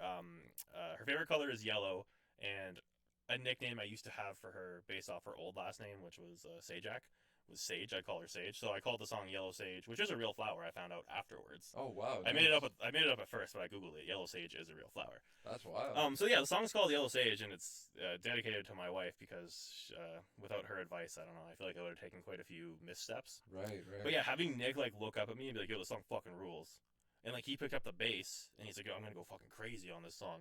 And like as I'm playing it, I could see him, like I'm watching him go on the bass, and I'm like, "Holy shit!" Like Yeah. this feels good now. Like Was Kyle there too to record? no, Kyle. So these 3 songs are without Kyle. I promised Oh. him. I promised him a little break. Okay. Okay. But yeah, so went back on day 2, and that's when we actually recorded drums. And then I recorded my guitar, which didn't take too long. And then Nick was like, "I'm gonna do the bass by myself." Like he's just that guy. He's like, I'll do it later. so you're gonna do it later, Yeah. and then Shane's gonna do the synth later. So I left with what I was already really stoked on. Right. And this is all happening so fast, and I'm just like, this is weird. Like this Love Is Drone is now like this thing that I imagined that I didn't think was possible, like having a band. Like I asked a few people, like the first 3 people that I asked said yes. Fuck, bro. That's sweet. And then so yeah, it takes us 2 days, and then he's like, "Yeah, I'm gonna come back on like Friday or Saturday, whatever, and do the rest." And I wasn't pushing it at all. I was just like, okay, like that's gonna come back in a few months. Like I did that. Now it's time for I'm just gonna focus on my acoustic show. Right. 'Cause that was the next thing. Yeah. And I was like, I'm not even gonna think about this. Just Yeah. it's Yeah. gonna you come did back it. to me, and I'm sure it's gonna sound amazing, but we'll see. Then I messaged Nick to ask him something. I think I just said like, hey, like when it's done in a bit, here's the plans I have or whatever. And he's like, this is like the weekend. Like this is like the weekend after it happened. Like I'm messaging him on like Saturday, let's say. Yeah. He's like, should be done tomorrow. We can listen on Tuesday. And I was like, what? And he's like, yeah, I'm just That's I'm just awesome. finishing now. He's like, I'm just marathoning it. And I was like, what? And he's like, yeah, just I'm putting the work in, so like we'll just get it done. And then he messages me like Monday. He's like, yeah, it's done. I was like, it's that's done? He's like, wild, yeah. He's man. like, come to Marty's tomorrow. We're gonna listen to it. And I was like, what the fuck? I was like, what did you do? He's like, I just put in the work and it's done. Like that's it. Yeah. And in my mind, I'm like, okay, like Is it good? no, I Did they go knew it was too- gonna be good. This Okay, yeah. Nick is insane. He mixes and masters all their stuff. But I'm just thinking like, how much work did this man just do Yeah. for my music? So then we go to Marty's on Tuesday, and we were having a few beers before we listened to it. And I was like, how long did it take you? Because like the turnaround was so quick. And he's like, like 6 to 8 hours. I'm like, you spent 6 to 8 hours on my music? He's like, no, like per song. Oh my god. And I was like, bro. 3 songs, 6 to 8 hours. I'm like, did you just like? He's like, yeah, I just marathoned it for like 20 hours. What the fuck? Maybe he took a little nap in there. I don't know. But Nick like, doesn't have kids, bro. Nick does not have kids. Definitely not. Damn, man. Nick is an amazing artist. Follow him on Instagram, meet.body, I think. Meat.body. Nick's like a legitimate artist. I'm gonna follow him. He does insane artwork. But he's actually going. I won't announce it because I don't know if he's announced it. But he's going somewhere very cool to do art for a while. I'll say that much. That's cool. And Meat.body. Meet.body. Okay. Yeah, you'll see him. It says like NB Darrow. That's when you'll know it's him, and you'll see a really weird looking picture as his profile picture, and it's one of his paintings. Nice. Okay. Yeah, so then we went upstairs, and he logged in and played it. And from literally the first note, which was like a synth note from Shane before the guitar kicked in, I'm like sinking into the couch. I'm like, holy fuck. And then the first note hits, and it's like the song that I wrote sounds entirely different in the best way possible. Right. I was like, right. holy fucking shit. Like, I cannot believe this is me. And I can't believe this is a song I wrote. And like, these guys made it like 110% better than I ever could have imagined. So that's song 1. And I'm just sitting there like, whatever I set out to accomplish with this Love Is Drone, like, this outdid it by like fucking miles. Oh, that's sweet. And then he plays the second song, and I'm like, that's fucking cool. Like, this is just getting cooler. And then he played Yellow Sage, which is a song that he said he was going to go crazy on bass. Right. And I'm listening to this song that I wrote with, like, the most masterful bass playing I've ever heard. Like, he genuinely went insane on it. I'll show you guys after this. Yeah. Yeah. And I'm like, holy fucking shit. Like, I'm listening to a song that I wrote, but Nick's playing bass over it, and it's bass that I could never play. So it's like, I now have a song that I wrote where, like, I could not play the other guitar instruments on it.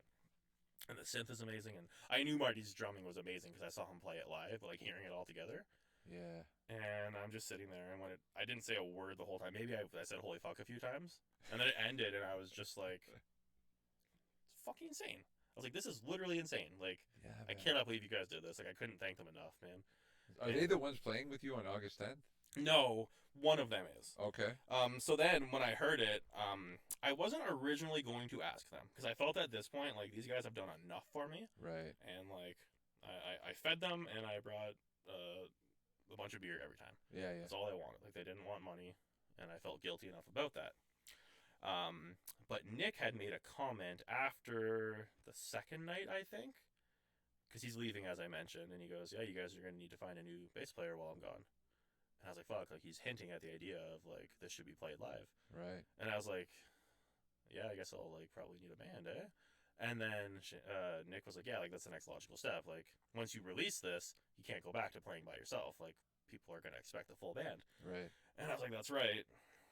And then I asked them what they thought, and they're like, "Yeah." And Nick's like, "Yeah, I'm in town, like for sure, but like our band is our priority." And I was like, "Yeah, that makes sense." But like right now, I'm attached. Like at that point, I'm like attached to them like parent figures. Like these guys just played on my EP and Yeah. like quite It literally sounded great. so yeah, like made my dreams come true. Of like I have music now. Like everything I did before, I'm super proud of, and it's cool. But like I saw how it worked. I recorded it, and I was like, "Hey, I made this. I know everything that went into it, Right. and it's cool, and I'm proud of it, and I'm happy I did it." But when I hear this, it's like I want to show this like to my uncle's friend.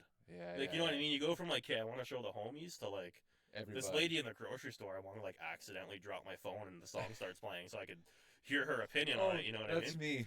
Yeah, she'll be like, "Oh, sorry, I dropped the phone and my song Yeah, started there's playing." so It's pretty much- tight though, right? Yeah, good music coming out of that phone. Huh?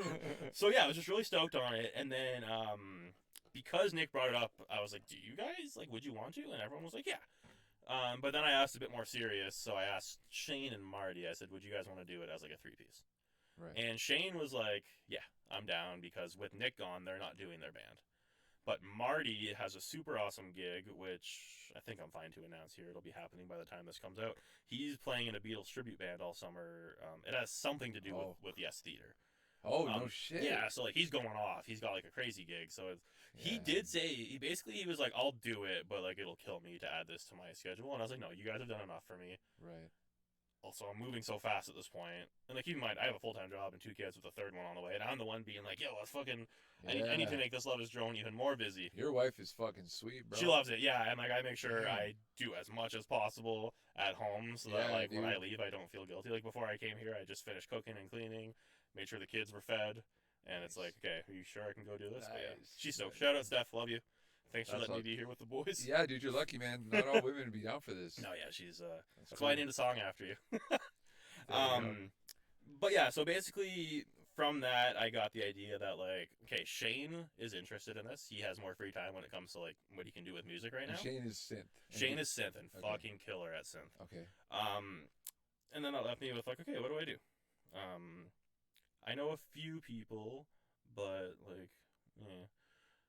But then I was like, wait, it's a lot easier to sell people on this now that I have this EP. Like it's not out yet, but I have the music. Right, yeah. So, first thing I did was my friend Justin Lamotte. He used to play in a band in Sudbury called the Métis. They were around like 2013, probably until COVID, but they played a lot in 2014, 2015. Bluesy rock, super awesome band. I loved them. And he's been a good friend of mine for over 20 years. And I sent it to him, and I was like, "What would you think about this? Like, would you like? I got Shane on synth right now, and he knows Shane just from local music. Right. I said, "Would you want to do this? Like, I know you're not playing in any bands right now." And he was like, "I would." What does he play? Sorry. Justin normally plays guitar. He's a really good guitar player, a riff master. Okay. If you listen to San Francisco by the Métis, which is spelled M-E with an apostrophe T-I-S on Spotify, you'll hear all his riffs. They're fucking sick. Sweet. The mate. Okay. And he agreed to play bass for me, Nice. which is awesome because like Justin's a riff master. So to get him to like come, Yeah. be my bass guy, I was like, this is a fucking honor. And then I had an idea that I wanted the drummer from the Métis, his name is Chris Roselle, to play drums. And Justin and Chris, they played in the Métis together. But Chris is in a bunch of bands, and It's hard. Drummers are hard, man. There's not a lot of them. yes. But what had happened was, I'm backtracking a bit. Right before the Nuit Blanche show, I ran into Chris at Chris's Independent, ironically, and I filled him in on like what I was doing. I was like, yeah, I'm playing in this weird band by myself where I just like do this thing with my friend Kyle. And then Chris was like, well, we should like get together and jam sometime. And I was like, absolutely. And then his exact words were to me were, don't be that guy that says he's gonna reach out and don't reach out. I messaged him that night on Instagram and sent him the Spotify link to Agnes, and he wasn't following me, so he didn't get the message. Oh. And I kept following and unfollowing Chris to get his fucking attention, Right. to be like, yo, I'm reaching out, but it just never worked. But when me and Justin linked up, I was like, I can't get a hold of Chris. And Justin's like, I don't know if Chris will be down, like, he's super busy, but, like, let's try him first. So I finally got Chris's number, I texted him, and I said, here's what I want to do, and I sent him the EP. And I told him it's just, like, pure riff madness, and, like, let's get together and do this. And I sent it to him, and he just responds back over text, and he goes, sounds riffy, I'm in. He's like, where are we practicing? And I was like, I don't know. He's like, I have a jam space at Sound Labs. And I was like, okay, that sounds like a good place for us to practice, man. It's sweet there, man. So at this point, I loosely have Shane, who's a senior member now because he played the synth. Justin and Chris committed, so I have a 4-piece band. Nice. And then I was like, okay, like, I got everyone's schedule, and this is making me realize like how hard it is to get a band together. Oh yeah. It's like I got to figure out everyone's schedule. We landed on Mondays at 5:15, and we just did it this past Monday. Nice. Everyone turned up. We learned like 3 of the songs from like my existing catalog, and jammed like one that I was working on, so we can work on it together, and it went fucking awesome. Sweet, dude. And like everyone was already committed. Like Shane knew what he was getting into because he'd already worked with me. Justin, I think he was kind of down, and Chris, he said he was down, but I'm sure like in his mind he's like, let's see how this actually goes. Right. Yeah. But I checked in with everyone for like a full transparency afterwards, like, how does everyone feel? Because like I want to do this. Yeah, This yeah. is my band, obviously, and they're like, fuck yeah, dude. Sweet. You gotta get Kyle in there to do this. So so absolutely, yeah. So Kyle, it's funny. Everyone's asking about Kyle. Kyle's gonna love hearing this. Shane keeps asking about Kyle. He's like, is a vocal guy coming? Like everyone wants Kyle. Yeah. There'll be tons of Kyle for sure. Sweet. But yeah, so we practiced on Monday, and I think it was Tuesday. Yeah, it was literally Tuesday the next day. The Lounge reached out to me, which like just hitting milestones like crazy this week. The Lounge reached out and they're like, hey, we're trying to book some weekends. Are you interested in playing? Nice, man. So I coordinated a date with those guys. So August 10th, Saturday, August 10th. We're in Which Ottawa. dadbOdd guys aren't going to be here for it, but that's okay. I would have loved to have played. But thank you for the invite, Yeah, man. well, I would have been stoked to have you guys. It would But have been yeah, sweet. so August 10th, we're playing our first full band show. So it'll Go be there, me, August 10th. it'll be me and like the full band, and then Kyle. So we'll be the Sudbury 5. So But it'll be This Love Is Drone. it's It'll This Love be- Is Drone. Okay. But yeah, Sweet. full band plus Kyle for the songs that Kyle's on.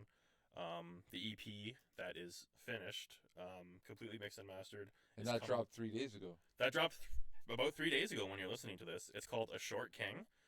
Suitably named because it's about 6 minutes, but I'm super proud of it. Nice. Nick mastered the fuck out of it. He played bass on it like a madman. Marty killed it on drums, and Shane's synth is, I don't want to say any part of it is my favorite part, but like, I don't know, the synth is so cool. It adds just such a layer to it, and Sweet, man. something you don't hear a lot of in a lot of like rock music these days. I think people are like trying to get away from synth depending on what genre you're in, and Right, yeah, yeah. I don't know, the way that he plays it is just so good. So And you said now this is like doom metal.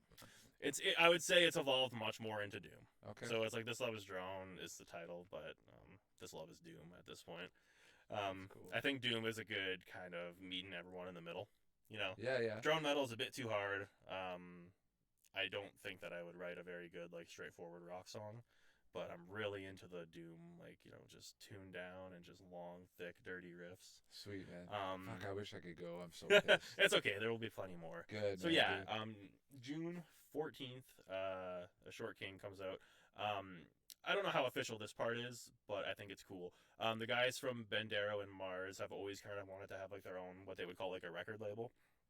So because they're so talented on all their instruments and Nick's so good at mixing and mastering and recording, they've always talked amongst themselves of wanting to do basically what they did with me. Nice. So I think that was a reason that even though Nick didn't really know me that much, he's like, let's do this because I've always wanted to do this. And some guys coming to me and being like, hey, can you come play on my album and Yeah. mix and master it? So they call that Slow Pig Records. So I'm not sure exactly how serious or how much they cared about that, but that meant a lot to me that after the second night of recording, Nick like looked at the guys and he was like, so is this going to be like our first official like Slow Pig thing? And they all like agreed. So like to them maybe it was just like a half inside joke, but to me I'm like, fuck yeah, dude. Like, Yeah, and I'd dude. asked Nick when he was finished mastering it, I was like, do you feel like confident like representing, like having this represent your like label situation? Right. And he said absolutely, and I was like, fucking sick. Sweet, dude. Yeah, so I That's have awesome. a really awesome local artist named Leia Micho. She's doing the album art for it. She's shown me just like some sketches of it so far, and so I'm going Nice. all out. She's doing the album art. I've already started producing cassettes. I thought that was the most suitable for this, so I bought a tape recorder, like a tape deck, and I bought 20 tapes. No shit. Yeah, and you actually have to do it manually. Like I gotta hold down record for it. So Oh my. luckily it's only 6 minutes, but it takes, if I'm quick, it's like 15 minutes per tape because you got to record it for 6 minutes and play it back and make sure that Everything's good. yeah. Yeah. Yeah, so I'm actually making the tapes myself. Leia's doing not only like the album art, but then she's gonna do like a custom cassette art, Nice. and then I'm working with duplicators and Sudbury. They're gonna do like an actual like cardstock insert, Sweet. and then we're gonna do like a sticker on it, and then I bought a shrink wrap kit. Like I wanted to make it like super legit. Wow, dude. Yeah, it's like this little. It's like meant for like bath bombs and stuff. You hit it with like a blow dryer and it like shrink wraps it. No shit. Yeah, so like I'm super proud of the EP. So I want to really like Yeah, dude. put everything into it. And you're also it's also going up on Spotify. Oh, for sure. Yeah, Yeah, it'll be on okay, Spotify June 14th. But Sweet. I really want to have like a physical release for this. It's smart, dude. It's a good way to make money too, because Yeah. people want to have that thing from the show. It's like, Yeah. oh, And like CDs, like cars, like if you have a newer car, they don't have CD players anymore. And vinyl, I would love to do, but it's really expensive. I know. And the mastering's different too. Mhm. You have to master for lacquer, I believe it is. Nick would probably know more about that, but I think there's a whole process on that end where it makes it different. Yeah. Yeah. And for cassette, it's like it's small. The actual like it doesn't cost me very much to do it. And then it can like stand on your shelf. Like they stand up, like they physically stand up nice. Yeah, they do. Like yeah. a vinyl doesn't stand up. You can frame it, which is really cool. Yeah. CD, I feel like if you got CDs printed, it would probably be like the sleeve, so it's like it really can't stand up. Yeah. Nor would it have a spine. But it's like I can really get creative with how I'm doing the art on the cassette, and then it will stand up on your shelf. Yeah, man, for sure. And I can literally do it in my house. It's awesome. But no one could ever listen to it. Yes, unless you come to my house and you can use my tape deck. That's right. That's right. You can, you can come to my house and listen to it. It's actually coming back though, tapes. A lot Yeah, of bands yeah. are People are doing that. loving like the novelty. Yeah, man, that's cool, dude. All right, yeah. So that answers the first question of what I'm doing. No, Welcome to the that's sweet, podcast. bro, or what you've been doing, man, in Yeah. a short amount of time. Yeah, and like it's been super important to me. I mean, when it first started, Steph wasn't pregnant, but like it's been nice to get everything as established as possible right now, so that like I will naturally slow down when we have a baby. Right, But it's right. like this Love Is Drone now exists as a thing, and like it's just gonna kind of be there now. So it's like if I do have to slow down for a few months, Yeah. we have an established thing. I have, hopefully everything continues to work out with the band I have now. But like it felt really good, and everyone seems super into it, and Sweet. so it's like I have my band now, and then I have Nick, who has stated that, maybe he was just being nice, but I feel like he was sincere. He said like when he's back from what he's doing, like he'd be happy to record for me again. And Nice, man. So what's the goal? Like you're gonna have a baby, so you're gonna have that downtime. But is there like an ultimate goal for you or for this Love Is Strong where you want to kick it or?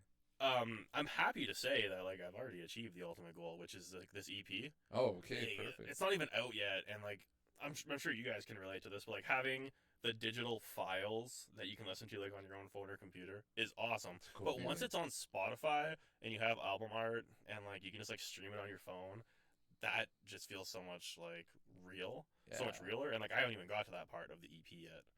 It's gonna feel good when it hits. It's though, gonna feel bro. good when it hits. To answer your question, like the ultimate goal right now is probably sometime next year do a full LP with like much stronger structured songs, longer songs. I don't feel at this time that I can confidently write lyrics or melodies, but I would like to, whether it's me working on that or writing out a song and then inviting other people to sing on it. Cool. So that would be the next step for me. Like the actual answer to the question is I've already achieved way more than I thought was possible, considering when I started this, like I was like, I can't even believe I'm playing at Nowhere House for 8 minutes. Right. And now it's like I have full band EPs that when I Yeah. show to people, they're like, "This is fucking awesome." Like one of the best compliments I got was I showed it to my my friend Curtis Carrier, who also plays drums and makes amazing vocal skate videos and all kinds of stuff and music videos. He said, "Man, he just left town for Aurelia. He's like, man, I wish I was around to play drums on this." Oh And shit. it's like, fuck, hey, people are listening to my stuff now and being like, "This is Yeah. something I want to be a part of." That's cool, bro. So Such a yeah. great feeling, man. No, it feels great. the level I'm at now is like the level I'm completely comfortable staying at. Like I have my career, and I think that's like going back to what I said at the beginning of like I originally gave up on all this because I didn't think it was gonna work out, and I thought that I did everything at the wrong time. Taking a step back from all of that, establishing my life as far as like my career and my family and just like who I am as an individual and what I want to do with music, coming back to it in my early 30s when there's no pressure. Yeah. Doing the work on my own, even though this all happened very fast. So like we're recording this in early May. I started late November, so like we're only like 6 or 7 months into me doing this. I put in a ton of work at the beginning as far as just like putting out stuff that like not to say I wasn't proud of, but it's like, hey, I'm pumping stuff out. I'm putting out stuff to represent like this is what I want to do. Right. Letting people see it in a form that's not like quite fully realized, but like, hey, this is the best I could do right now, and like I'm having fun, and like I'm just a dad. Yeah, making yeah. music. Absolutely. But then like a bunch of weird opportunities kind of like showing itself, and then me being like it's been happening so fast that like this literally happened today. But like you guys know the feeling when like you kind of forgot to do something and it hits your mind. You're like, oh my god, like I completely forgot to like go feed the dog or whatever. Yeah. I'll have that with like the EP. I'll be like, oh, I still gotta record the EP, or like I gotta figure out this for the EP. I'm like, no, it's done. Like it happens so fast that like my brain hasn't processed that like I've written, recorded, and gotten the EP mastered and hired an artist. Did you upload it to DistroKid to go on Spotify? I will. Do that soon because you can pitch it. Oh You got- really? do it a month ahead of time because once it's a month ahead of time, you can pitch to Spotify playlists. And I didn't know that. Yeah, so you go. Do you have Spotify for artists? Yep. Okay, so go in there and go to music, and then go to new releases or something like that. Okay. Click that or releases, and then once you've uploaded, and then you can pitch to Spotify, and you click that, and you fill out some information, and they'll put you on a playlist that like best suits your sound. Oh, it's amazing. Thank Yeah. you. Yeah. So- No, I'd love to do that. Do it at least. Try 6 weeks ahead, 6 man. weeks. Yeah. Okay. Yeah. I don't even think I have that much time, but I can still put it up now. And Yeah, do it soon. Are you doing it through DistroKid? Yeah. yeah, that's my distributor. Nice. Okay. But yeah, so like the whole thing's been super cool, and like I think I listed everyone that I've worked with. Oh, the poster for the show that me and Jess are doing, I got a local artist. Her name is Stephanie Hereka. I hope I said that right. I know that name. It sounds On familiar. Instagram, she's like Stufney, I think is the way it's spelled. But yeah, she's an amazing local artist. She does Nice. posters for so many different shows and so many different artists. I asked her how to say her name before this podcast, and I might have still butchered it. But Stephanie Stufney. She did amazing work on our poster, and I don't know, it's just super cool. Like being able, again, like coming at this at a point in my life where it's like I have my career side figured out, so it's like the extra money I do have, I can be like, hey, like I want to work with this artist, or I want to support this person, and like make that person a part of this world. Absolutely, and help her out on whatever they're doing. Like whoever, you're Yeah. you're helping each other. It's great. And you get different perspectives from different people, like getting them involved. Yeah, man. But yeah, no, like I'm super grateful for everyone that's been helping out. Yeah. So, anyways, that's the first question. Sweet. Do we still have some time? Because I have a few more questions. I have a few questions for you. Oh fuck! I mean, okay. I don't know what we're at. What are we at, Joey? It's been frozen. Yeah, sometimes. At 136.19. Holy shit. Bro, holy fuck. Yeah, it's been frozen for a little. Last time I managed to get a time. It was like 114. Okay. Oh damn. Well, yeah, we'll keep going. I mean, I'm not in a rush. Did you have any more questions before I dive in? Oh man, I did, but like you answered a lot of it. Your whole journey was really interesting, yeah, man. I have that thing where I just kind of. No, it's cool though. That's your journey, and it happens so quickly. It's really impactful because like mine is like the opposite, where it was like everything was drawn out so fucking long. I'm at 8 years. But like, and here's the difference. Like, I listened to your music, obviously. Like, I'm definitely one of those like guys where it's like I actually really want to hear what the other local people are doing. Right. Because it's cool to see where people are at, and like, you're saying that your journey's been long, so you're not 9 years now. I'm going on. I think it's 8 or 9. Yeah, something like that. But like, so that's the difference. Like, Yeah, 2015. my 9 years. music, I'm super stoked and proud of it, but like, it's instrumental riffs. It's the music that I'm influenced by, but like, listen to the music by you guys. Like, I was listening to Incel on the way here, and like, Oh, it's thanks, a bold ass song in terms of like, it starts with you singing, and like, you don't see that a lot in local music. Like, you look at my music, for example, and it's like, I never start singing. I just play riffs, but like, you're a confident and strong enough songwriter that like your song instantly begins with like a hook. Like, you're just like, Oh, fuck, thanks, man. you're like, I have shit to say. This song is instantly starting off with me saying some cool shit, and then like you have like the chorus, and it's just, I don't know. To me, that song sounds like if I heard it on Q92, I wouldn't know any different. Oh, as dude. far as like, Thank you, bro. and then like I just let your shit play, and like Sweet. In everyone, it starts to get like I'm very big into the craft of songwriting. And that's what I'm trying to say. Like your songs are like very like they're just well structured and thought out. So it's like Thank yeah, you. like your journey may have been a long time, but like you and the bros are like it shows. Like you stand out in that way that it's like okay, like you put in a lot of work, but it shows. Oh, thank you, dude.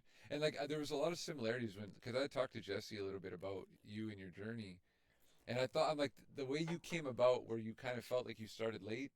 That feeling of like, fuck, is it too late for me? Like I know that feeling so well, dude. When I first started, and like I'm happy that you said, fuck, I'm doing this. Yeah, and like I don't know what it was, man. I honestly do not know what caused me to just be like, hey, I want to do this because like all like reasoning in my head pointed to like what's the point like when I started this I was definitely at a point where I had no one in my circle that played music at all. Really? Like no one like these people that I'm working with now, like they're all friends, but like Through your brother.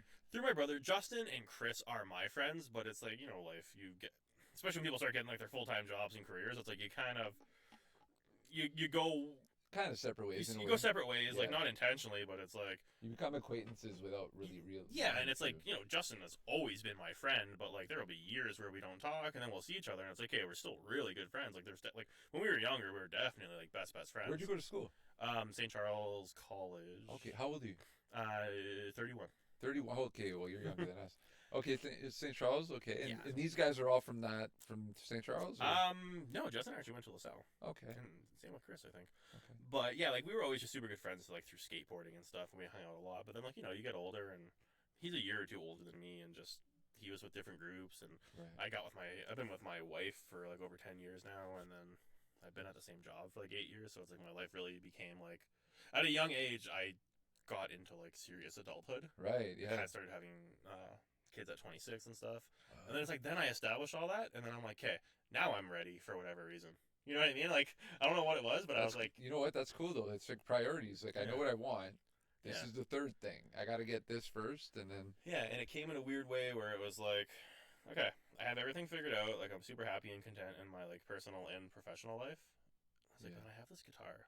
yeah, And it's like, what should I do with this? Like, and something's eating at you. Like Yeah. okay. and then I don't know. Like, I'm super grateful that like, you know, I have Kyle in my life. Where I was like, hey, Kyle, like, I don't have any friends to like play drums or anything. Like, pretend you're a priest. And then like I Dude, showed my that's a friend. cool element, bro. That element is very cool. I Yeah. think he should.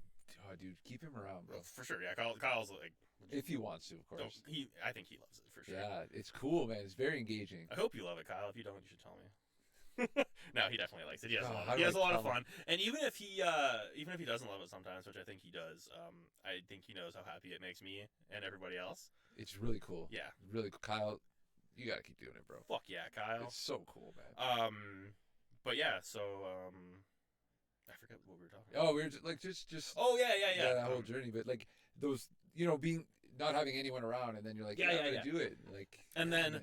because I, for whatever reason, felt, you know, possessed by the need to continue making this content at a fast rate and booking shows that I didn't have material for, I found like I came out of it in the middle of March where I was like, okay, now I have like I can go to people and be like, hey, like my band is not established, but like this exists now. Yeah, I have yeah. played shows. Like there's videos and pictures of me playing shows, and like I have songs on Spotify, and like some people kind of know the songs, and like people like Jessie, who in my opinion have no business being like, yeah, I'll play a show with This Love Is Drone.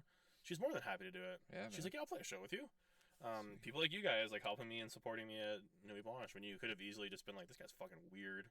Nah, man. Anyone who does that's a fucking dick. Yeah, but You know what I mean? if someone did, I wouldn't have been like completely shocked if they're like, what's this dude doing? Why is he here? Fuck those people. Um, you gotta help. You gotta help each other in our Yeah. community.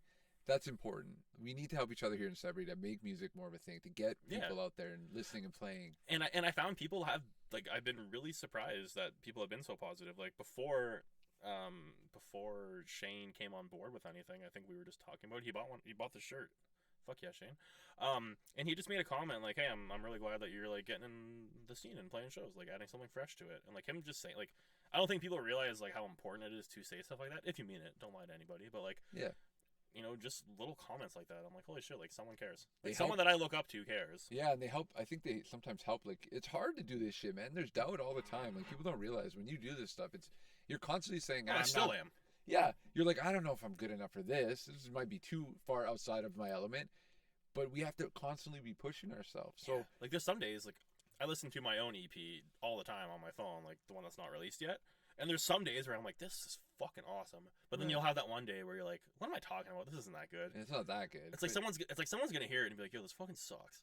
But it's like you always have that doubt. Yeah, man, and that's the thing. Like when we're constantly fighting that, like we need to hear that validation. Like mean Yeah. it, like you say, don't bullshit us. But if you tell Yeah. us that, it's like, oh fuck, like, whew, okay, I'm doing it for a reason and it's working. Yeah. You know. I know, like I don't know, it's just been super fun. Like everyone seems to get into it, even if it's just to support me. But like my friend Haley, like she only listens to K-pop, but like she comes to my shows and supports me, and Sweet. you know she says she's willing to mess up her Spotify algorithm for me. You know when you have like the Yeah. Wrapped at the end of the year, she really wants it to be like just her K-pop, but like she'll stream my stuff just. It'd be for great if me. it was all K-pop and like Yeah. This Love Is Drones. What the fuck? And you know, one of my best friends, Derek, he's fine with rock. He's getting more into rock lately, I find, but like he's a big hip hop guy. Oh, dude. But he's like the main guy that I send my music to, and you know, he tells me his opinion, and I believe his opinion. Like, Nice. I think if he just thought it was okay, he'd be like, yeah, this is fine. It's not my thing. But he'll listen to it, and he'll be like, yo, it's so fucking good. And like Kyle sounds unrecognizable. So many people actually, when they listen to the second track on Agnes, it's called "As the Wind Passes, the Scent Remains." They thought it was AI. Oh no shit. They're like, is that AI? I'm like, no, it's fucking Kyle. I told him to talk with like a Texan accent, like he's doing like a truck commercial, and they all think it's AI, but it's Kyle.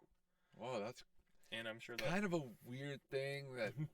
Oh man, it's just the fact that it's like, is that a robot doing that? It's like, no, it's a human being. No way. It's like Yeah. that's so fucking backwards, right? It's like, that's a robot doing that shit. Yeah. You know, like it's like, no, it's my buddy no, Kyle. it's a buddy, man. But yeah, so I had a question for you. Oh. After the Nuit Blanche show, we went back to Kyle's house, and our friend Allison was there, and Oh, she says that dadbOdd guy was my homeroom teacher. Yeah, and man. I said, there's no possible way. I'm like, I didn't know you that well at the time. I'm like, that's dadbOdd. He's not a homeroom teacher. He's dadbOdd. So is there truth to this? There is truth to that. All That right, was a long time ago. I remember Allison. What I remember from Alice, she was cool. I liked Allison. She was a really good kid.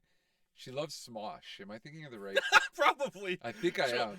I'm gonna see her this weekend, so I'll ask her. But I'm she'll pretty sure. I feel like a dick if it's not her. Then I'm misremembering. But I'm pretty sure she loved Smosh. She was a great kid. Yeah, I taught at Marymount. She went to Marymount. Yeah. Yes, that does sound right. Yeah, I taught there that was my first year teaching. She was my first homeroom. She's French. She was in French immersion. That sounds right. Yeah. There's truth to that. So what's the story of dadbOdd and teaching? Oh, that was another life, man. That was actually dadbOdd. So dadbOdd is the reason why I'm not a homeroom teacher anymore. Oh yeah. Yeah, I was asked to stop releasing music and putting out music videos. Was there anything like wrong with the content at the time? Well, if you follow my character Malik, he's kind of like he's a recovering alcoholic. He's done cocaine. When he's high and on drugs, he does dumb shit. Like he bangs a girl in a washroom in one video. You can't see my face, but I'm playing this character. Mm-hmm. And like I went to school for theater. I went to school for music. Like that's my gig. They hired me as a teacher because I had those qualifications. And then when they saw, I guess a kid saw a video or something and told the principal was like, we're investigating you. And I was about 10 years in. And then they were like, okay, you got to take your shit down or you can't be a teacher. And I'm like, well, I guess I'm not a teacher because I'm not stopping. You know, like, Yeah. that's a whole thing we can talk about, like that drive of like, I want to do this and I can't regret. Like, I hate the idea of regret. No, for sure. To think like if I do something and I sit there and I'm 80 and I go back and what if I would have made it there? That's fucking, I don't like that feeling. So yeah, they asked me a bunch of times. They're like, they called me in the office a bunch of times and they're like, can you pull it down? I'm like, no. And then they're like, okay, we'll have another meeting. And then again, if we do this, will you pull it down, but we'll do this? No. And finally the last meeting, it was the director of education. And she was like, okay, here's your termination letter. Oh no. But I'm going to slide it to you. But between the time that my hand goes from here to you, if you say like you're going to take it down, we'll just rip this up right now. And I was fucking sitting there and I'm like, I'm so sorry. No. And I don't have a job at this point. And my wife just like, music also cost me my marriage. So I was like in a new place without my family, learning that whole side of it, and then about to lose my job. And it was pretty fucking wild. And I said, fuck it. This isn't my day. Well, you know, Dave Chappelle, the whole 50 million. It's like, it's my Dave Chappelle moment. I can't do this. So I was a homeroom teacher, and I taught music as well. I taught like 7, 8 music. So Allison, I probably taught her music. I think she played clarinet or trumpet, one of the two. And yeah, I taught band for most of my career. I think I taught grade 8 2 years. That was awful, fucking terrible. Yeah, it's a bad age. Oh my god, bro, it was fucking. And it was at a weird school where there was like really affluent kids, and then kids who were living in public housing. So you had these kids who were like really rich, kind of like, and then you had these different kind of kids who were like, it's just all kinds of personalities that were mixed in together, and you just didn't know what you were getting from day to day, and it was different, you know. In the Valley, you got like a specific kind of kid. Whereas that school, St. Rafe's, I don't know if you remember. I went to St. Rafe's. You went to St. Rafe's? Yeah, for grade 4 through 8. So it's such a weird mix because you have like PH and then you have the Montrose crew. And Yeah, like, that's a good point. Yeah. it's just such a weird blend where you can't really pinpoint what I don't know. It's hard to explain, but it was a different vibe. Yeah, it's funny. I never thought about it like that. But yeah, Yeah. you definitely had the kids from Place Herchubis. Yeah, for bro, sure. it was very. I never went to one of the Place Herchubis dances, but I heard about them. Yeah. On Friday nights, like all like the 10-year-old kids would just fucking. Oh my. I don't God. even know what went down, but I remember the PH dances being a big old thing. Yeah, dude. My mom would be like, "You can't go near PH." Oh yeah, man. That's a lot of the kids would say that, like, oh, they're from PH, but then they were all friends and shit. It was cool though. It was a cool experience. There were some really good kids that came out of there. Actually, I just ran into one the other day. I run into students all the time, bro. Oh, yeah. It's crazy. I did a live here one time, and these kids saw me and like came live. They were talking to me like, Mr. Miron, and they're like, well, that's my real name, Eric Miron. Yeah, it was pretty wild. But anyways, that's how I met Allison, and I haven't seen her in a while. Tell her, say hi, Yeah, for Allison. sure. Um, We're going to Red Lobster this weekend to crush some cheddar biscuits. So bro, I'll tell you what. I was just thinking about Red Lobster the other night. I'm like, fuck, I want to go. So I can't figure it out. They Oh, they man. might only be closing in the States. We don't know, but yeah, they're going bankrupt. But there's like 15 of us going on Saturday for my wife's birthday, so we're hoping to keep them in business. Yeah, just, Crush some of that all-you-can-eat shrimp and just endless cheddar biscuits. those are good, It's bro. so good. I want to go before they close. If they're gonna close, I'm going out there. Yeah, I'm and getting that's maybe that's what they're trying to do. They're trying to rush traffic there to get those cheddar biscuits before they close, and Yeah, they'll make all their money back. they should sell. You think you probably buy those somewhere? You can, you absolutely can. Yeah? Walmart has them, yeah. And I think Independent has them too, but I saw them at Walmart just the other day. You just have to add like your own butter and cheese. Oh, it's too much work. Yeah, like, they're asking quite a bit of you. You gotta shred. Yeah, your own, like, you gotta come shred your own cheese. Ah, fuck that. Come on now. we need to leave Red Lobster alone so that we can keep going to get our biscuits. Yeah. We don't have to do it. We don't want to do it from the box. Yeah. We want them just to be served hot in That's that little, right, that little man. basket. In the basket. Can I get it? They bring it. You're like, I'll get another one. Yeah, it's Before like, you even eat one. just get another one Yeah, going just here. every time you come to the table, bring a fucking basket of biscuits, please. Yeah, man. Awesome. Yeah. That's cool. Yeah, that was my life before. Now I work at the library. Oh yeah, Yeah, I went That's from awesome. teacher to librarian. that's pretty cool. Those are some pretty like noble jobs. Thanks, man. Yeah, it's pretty sweet. It's a fun job. I get to I make like the programming. So my job is to bring people in. Okay. So if you ever want to play a gig at the library, where are you located? Zelda. So that's right. We talked. Yeah. So the Azilda Library is pretty. Have you been in there? Mhm. It's very small. It's super small. They don't have much going on in there. If you ever want to do something, let me know. I'd love to. Yeah, This dude. Love's Drone live at the Azilda Library. We can totally do it. go we can rent, totally go do rent it. some books and hear some riffs. Yeah, man. Yeah, I could. Honest to God, you want to do something? We can make it happen. That'd be awesome. Yeah, Yeah, dude. we'll definitely figure something out. Sweet. Yeah. Um, Okay. So yeah. Anyway, you said you had a few questions. I'm sure. That was probably the last one. Maybe dadbOdd. Where'd the name come from? Oh yeah, that I think because I used to be a big guy. I was a Okay. hefty fella, and then I just kind of I went through this whole phase of like you got to own yourself, you know. So I'm like, I'll just own myself. I have a dad bod. I'm a Okay. hefty fella. So I took the name, and then other shit changed. And I'm like, I want to get in shape. I'm gonna fucking take care of myself. So yeah, then the dad bod's kind of different now, but it's still a dad bod. It's funny that we kind of have similar situations when it comes to our band names. Yeah, Our band names represent what we started as. yeah, dude. You Yeah, just that's- don't change it. That's funny. It's cool, and you know what, man? There's a reason why they stick, you know, and like just yeah. Although I think This Love Is Your Own is way more unique and original, and it'll be easier to market. Mhm. Whereas my name is kind of a name, like Dad Bod's something people have. The way it's written. It's the Yeah, odd there. It's got a zero in it, right? And two No, Ds. it's not. It's a capital O. Oh, is that what it is? And then two D's. Because Okay. big capital Yeah, O. yeah. Yeah. Fuck, a lot of people think it's zero. That's not good either. But that's Yeah, okay. I did think it was a zero. Sorry, man. Oh no, no. I'm glad you told me, man. Yeah, but dude, that's cool, dude. So like, when you were a kid though, like, what made you want to learn guitar? Was there like a time when or a thing that happened where you're like, fuck, Yeah. I love music. Yeah, absolutely. At a pretty young age, I think it was because my brother was a bit older. Like I just started getting introduced to music a bit more. My dad was super into music. He loved the Beatles. So like they were always listening to music, and then I remember like when I was super young, I found it annoying. Like I remember one time my dad and my brother gave me shit because they were watching a Jimi Hendrix live DVD, Okay. and I was like, "Why is he playing so many solos?" And they were like, "Shut the fuck up, man! It's Jimi Hendrix. Like that's what he does." What did you want to hear? Like vocals and shit? Yeah, I think as a kid, I And was now like, you're writing yeah, instrumental exactly. music? What the fuck? But I was like 9 though. I was like, "What's this dude doing? He just keeps playing guitar. I don't like it." Yeah, that's But then like funny. I was exposed to that a lot as a kid. And then again at an early age, I watched a lot of like Jackass and stuff. And Jackass is very like the music was like a pretty big part of the shows and the movies. Like Okay. they'd put a song in at certain points, and I started watching it young, and I would just like I'd start listening to the songs. Like they had like the Misfits were in there a lot, in a band called CKY, and just lots of guitar riffs. And CK what? Can't kill yourself. Can't Kill Yourself, yeah. Yeah. Huge CKY fan from a young age, and like Nice. they're just nothing but riffs. So I would hear that a lot when I was young, and so that's kind of what got me into it at first. Again, never really had access to an instrument, so I just thought it was like unobtainable. And then when I was like 14 is when Guitar Hero came out, Oh yeah. and Guitar Hero had lefty flip. So you could have like the Ah. standard Guitar Hero, and you hit the lefty flip, and you can play anything you wanted. Oh, bro. And I got really good at Guitar Hero, and looking back on it now, I definitely probably wasted a lot of time playing Guitar Hero that I could have spent learning real guitar. Right. But it was like readily accessible to play it left-handed. So like I would crush Guitar Hero, like Guitar Hero 1, 2, 3, Guitar Hero Rock the 80s, and even like Rock Band. I played them non-stop. No I would shit. expert all the songs, and I would get so intense with it that you can go into the settings, and I would change the settings to turn all the effects down, all the vocals, all the drums, and I would just play Guitar Hero with the guitar turned up.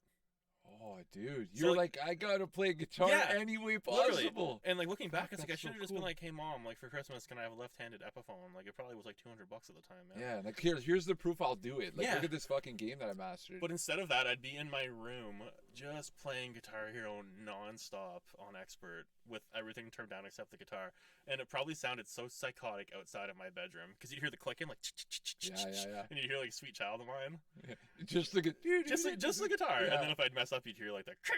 Oh, But I'd do that forever, and then when Rock Band came out, I would play guitar and sing, so like I learned how to do like polyrhythms, but like through Rock Band. yeah. So it's like I spent so much time doing it on the game. Do you think it helped you when you No, started no, playing? not at all. It's Okay. completely different because now I play. I tried to play Guitar Hero like last year, Yeah. and I can't do it. It's like completely different. Strumming's all off. The strumming's off. It's crazy. Like you have to get the timing precisely on. There's no feel to it. It's Right, just. yeah. I never really played it. I think I played it a few times, but But yeah, so like that's what really made me want to do it. But I just had this weird mental block in my head that served no actual purpose. But I was like, yeah, no, like, I can't play actual guitar though because it's. so what was it that like? Did we talk about this? Like how you got that first guitar? I had my first real like full-time job as like a young adult. I guess I was like probably 19. The styles are different, man. And what you're Mhm. doing is super. It has its place. It has a market. Like you can play. There's bands out there you can play with tomorrow. Like For Mother. If you're doing doom metal, talk to For Mother. They're like these young guys. They do like I don't know what their style of metal is. Like I'm bad at that. But like you could fit in with them. They're here in Sudbury. Yeah, Okay. they're young cats. And then For there's Mother, I'll check. For Mother. Yeah. There's the Therapists. I don't know if you've heard of. Yes, yeah. Dude, they're fucking crazy. They're my awesome. wife's cousin Pat is in the Therapist. No shit. Yeah. They're fucking great. Yeah, therapists they're pretty hardcore. Oh yeah, dude. And Drug Wolf too. There's another band that you could probably play. Yeah, I with. think Drug Wolf was actually rehearsing on Monday when we were rehearsing. I think they do rehearse there. Yeah, I think Yeah. because it got real loud in there, and like I forgot where we were for a second.